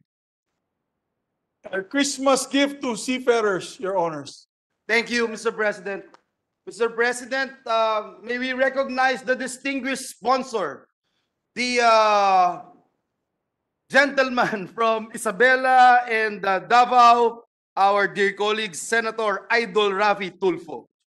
Senator Rafi Tulfo is recognized, and after his explanation and I guess his manifestation, I'd ask the members to stay for just one historic picture after his manifestation. I'll suspend session for 1 minute. Yes, we recognize. Thank you, Mr. President. I'm really overwhelmed with joy. I cannot believe that this is happening. Pati yung langit sumisigaw. Pati yung langit parang Pati yung pumapalakpak. langit sumisigaw. This is the first time na ako po ay nagpapasa ng bill at napunta na po sa third reading. And I would like very much to thank my colleagues, especially you, Mr. President, who's been supporting me from day one, from the get-go. And I really thank you. And of course, yung mga seafarers, they were always with me and I always consult them. Lalo na po yung AMASOP. Yung AMASOP po ay isang union na marami pong followers. May pinakamaraming union members. Of course, the DMW and the OWA and my staff who worked overtime to make these things possible. And for all the seafarers, this is all for you. Of course, gift to sa inyo ng ating Pangulo dahil sinertify niya as urgent bill and it really happened. So also I'd like to thank our President, BBM, for making this bill urgent. Thank you, Mr. President. Thank you very much. Bongbong Marcos and Mr. President SP. Congratulations, sir. Congratulations. May I ask for 1 minute? Mr. President, Yes. before we do that, may we recognize the distinguished lady from Pangasinan and Iloilo, Senator Grace Poe, for her explanation of vote, Mr. President. Yes, our distinguished colleague from Pangasinan, Iloilo, and the Republic of the Philippines, Senator Grace Poe is recognized. Mr. President, Filipino seafarers are a vital part of the world maritime industry. In 2022, over 489,000 Filipino seafarers have been deployed in ships all over the world. In the same year alone, their remittances accounted for 6.71 billion or 1.66% of our gross domestic product. Di maitatanggi na malaki ang kontribusyon ng mga marinong Pilipino sa pagpapaunlad ng ekonomiya, lalo na ng maritime industry, hindi lamang dito sa ating bansa, maging sa buong mundo. Kinikilala sila sa kanilang angking sipag, dedikasyon at professionalism. Indeed, Filipino seafarers are the backbone of the global maritime industry. Mr. President, it has been 10 years since I first filed the Filipinong Marino Act to protect the interest and welfare of Filipino seafarers. As one of the authors, we thank the chairperson, Senator Raffy Tulfo, for stewardship of this measure. The long overdue Magna Carta of Filipino seafarers is no longer a dream. Our seafarers can now be assured of a safer and modern maritime industry where they are valued and protected and capacitated to perform their duties. I would like to thank also our colleagues, particularly Senator Pia, for also refining the bill and contributing for its legal soundness. As legislators, we vow to continue pushing for maritime-related policies and support programs and projects that will further improve and promote the development of the maritime industry. Advancing the rights and welfare of our Filipino seafarers through this Magna Carta would not only improve their lives, but would also ensure the safety of travelers and secure the future of the Filipino seafarers' families. Maraming salamat po. Thank you. Mr. And if President, yes, please. if I may just insert into the records the explanation of both of this representation. Just like Senator Pia Cayetano, Senator Grace Poe, I could no longer remember how long it has been for this representation who filed the same measure, Mr. President. Last Congress, if you recall, Mr. President, it's already here in the plenary and we didn't have much time to pass the measure.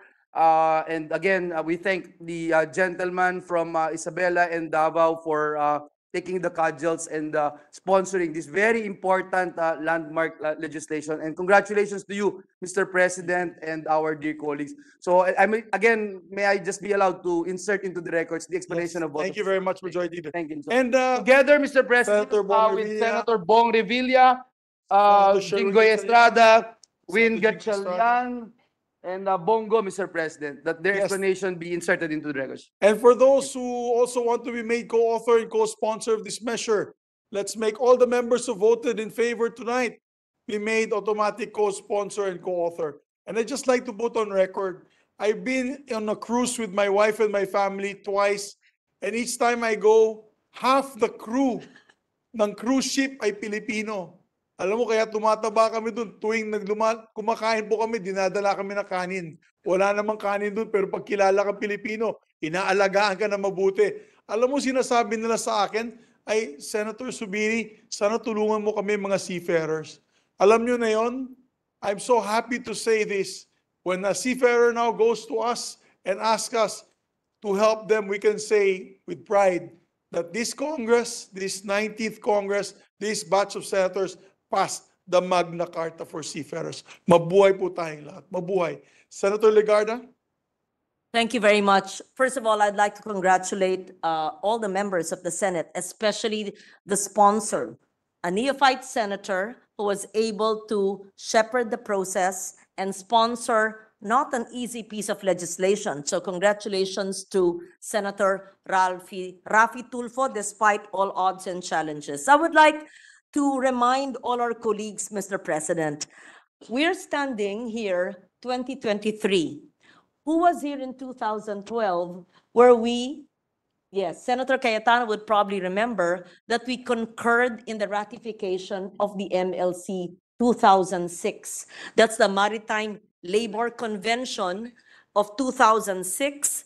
It is Senate Resolution 829 when we concurred, and I believe it was a unanimous concurrence. And we know that this Maritime Labor Convention formed part of the backbone of the Magna Carta for seafarers. So that's how long it takes to be able to enact enabling legislation of conventions and treaties that we enter into. And just so that we put into the record the importance of the MLC, it envisioned to spur the modernization of shipping fleets to comply with international standards.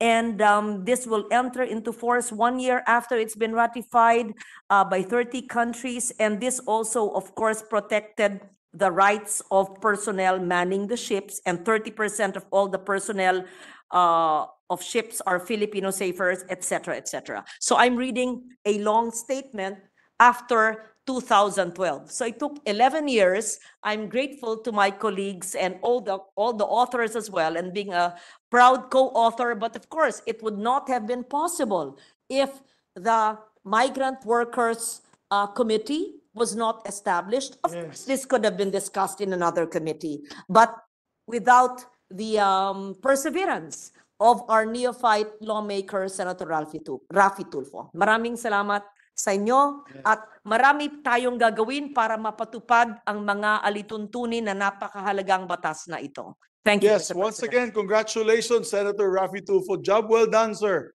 Job well done. Session suspended for 1 minute for a photo opportunity. Yes.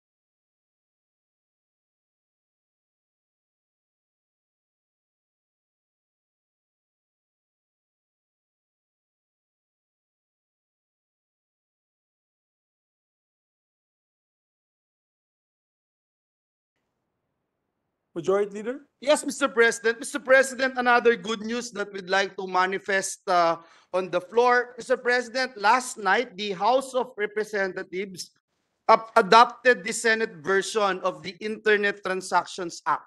Very And so good. Let's make that clear. They adopted, the Senate version of the Internet well Transactions Act, Mr. President. reviewed, studied, Well debated, Mr. President. debated Internet Transaction Act of the Senate. Ba't natatawa Senator JP? Mr. We President, thank them for adopting our we version. thank our counterparts, Mr. President, in the House of Reps to expedite the process, Mr. President. Mr. President, at this juncture, I move, with the consent of the body, I move that we transfer from the calendar for ordinary business to the calendar for special orders, committee report number 140, 141, 142, 143, 144, 145, 146, 147, 148, 149, 150, 151, and 152. I so move, Mr. President. There being no objection, motion is approved. Thank you very much, Mr. President. With the consent of the body, I move that we consider House Bill numbers 907, 1147, 7539, 7553, 7647, 7768, 7934, 7933, 7770, 7769, 7645, 7648, and 8133 under committee report numbers 140, 141, 142, 143, 144, 145, 146, 147, 148, 149, 150, 151, and 152 respectively. I so move, Mr. President. There being no objection, motion is approved. Mr. President, may we ask the Secretary to read the titles of the measure? So move, Mr. President. Yes, there being no objection, motion is approved. We ask Secretary to read the short titles of the measure. House Bill number 907, District Engineering Office, 5th Legislative District, Batangas. 1147, District Engineering Office, 6th Legislative District, Isabela. 7539, District Engineering Office, 3rd Legislative District, Bataan. 7553, District Engineering Office, 2nd Legislative District, Davao del Norte. 7647, District Engineering Office, Lone Legislative District, General Santos City. 7768, District Engineering Office and the 3rd Legislative District in Bulacan. 7934, District Engineering Office, Lone Legislative District of Lapu-Lapu. 7933, District Engineering Office in Antipolo, Rizal. 7770, District Engineering Office, the 2nd Legislative District of Baclan. 7769, District Engineering Office, the 3rd Legislative District of Iloilo. 7645, District Engineering Office, 4th Legislative District, Bukidnon. 7648, District Engineering Office, 6th Legislative District, Batangas. And House Bill number 8133, creating a District Engineering Office in the 2nd Legislative District of Davao City. Majority Leader. Thank you, Mr. President. Mr. President, to sponsor all the measures, may we recognize Senator Ramon Bong Revilla Jr., the chairperson of the Senate Committee on Public Works, to deliver an omnibus sponsorship speech. So move, Mr. President. The sponsor, Senator Bong Revilla, is recognized. Thank you, Mr. President.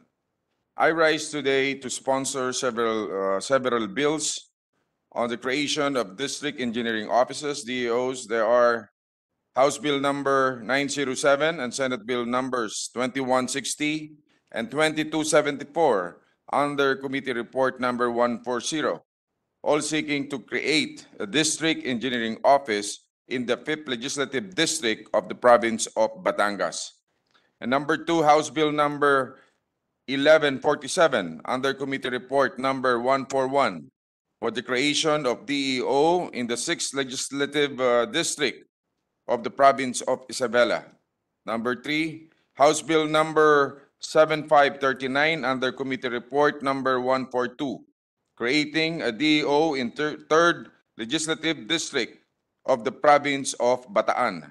Number 4, House Bill number 7553 under Committee Report number 143, seeking to create a DEO in the 2nd Legislative District of the province of Davao del Norte.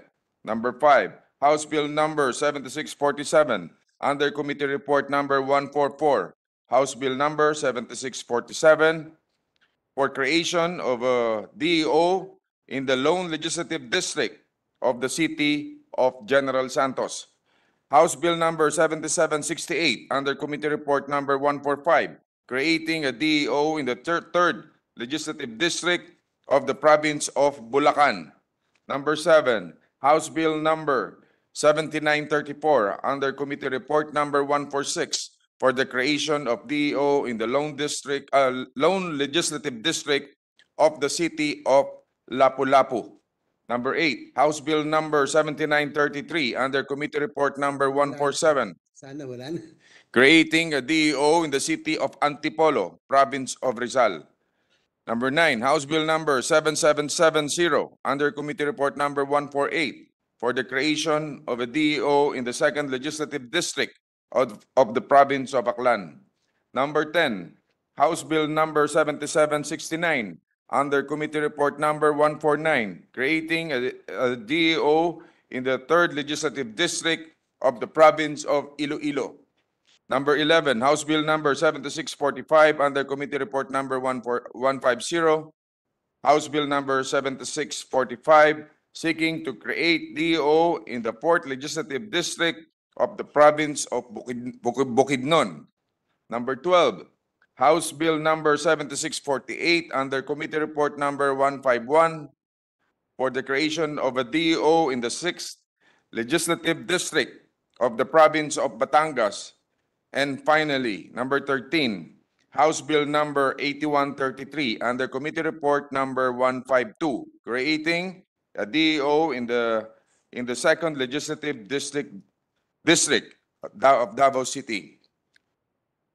The importance of the district engineering offices lies in making public service through public works more accessible to the people at inilalapit natin ang serbisyo sa ating mga kababayan upang mas madali nilang mapakinabangan.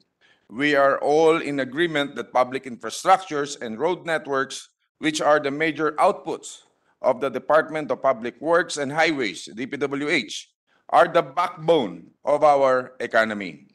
Localizing these public works through the creation of district engineering offices is a helpful contribution to our national aim of economic development. Your Committee on Public Works has conducted a public hearing on these proposals with the sincerest appeal and active participation from our colleagues in the House of Representatives, the proponents of these various measures. We have the honor to present to this chamber the said committee reports with the utmost request for your favorable consideration. Mga kababayan in the provinces of Batangas, Isabela, Bataan, Davao del Norte, Bukidnon, Bulacan, Iloilo, and Aklan, and the cities of General Santos, Antipolo, Lapu-Lapu, and Davao will greatly benefit from these proposals.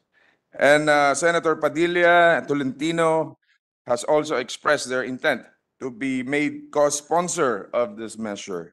Thank you, Mr. President, and good evening. Good night. Good night. Senator Bogdan. Mr. President, to allow our colleagues to study further these measures, I move 907, 1147, 7539, 7553, 7647, 7768, 7934, 7933, 7770, 7769, 7645, 7648, and 8133. I so move, Mr. President.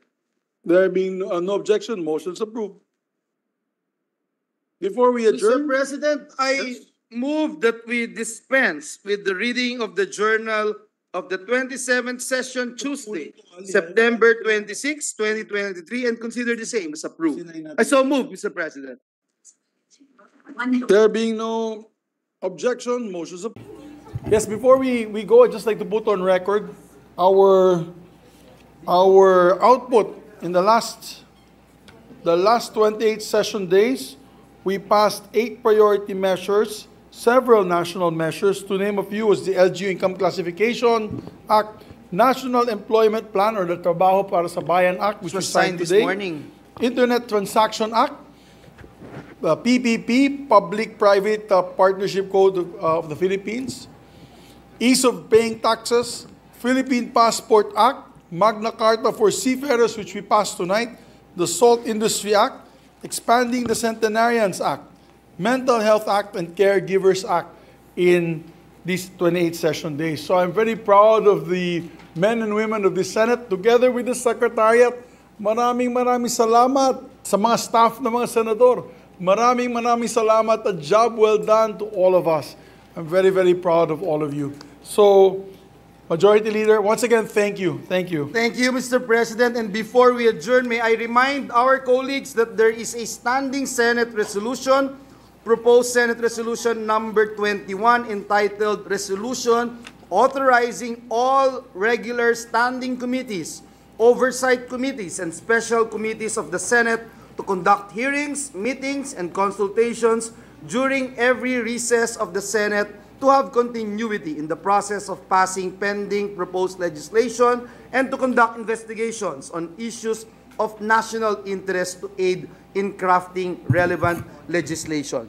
And before we adjourn, Mr. President, may we again put on record, Mr. President, our sincerest thanks and gratitude to your leadership in putting the Senate at the right spot in times like this, Mr. President, where we are able to connect and make a difference in taking good care of our people from Luzon, Visayas, Mindanao, and all parts of the earth. Maraming salamat, Ginoong Pangulo. And with that, I move. Before you make that motion, I also want to thank the Majority Floor Leader, the hardworking Majority Floor Leader. He's like the energizer bunny.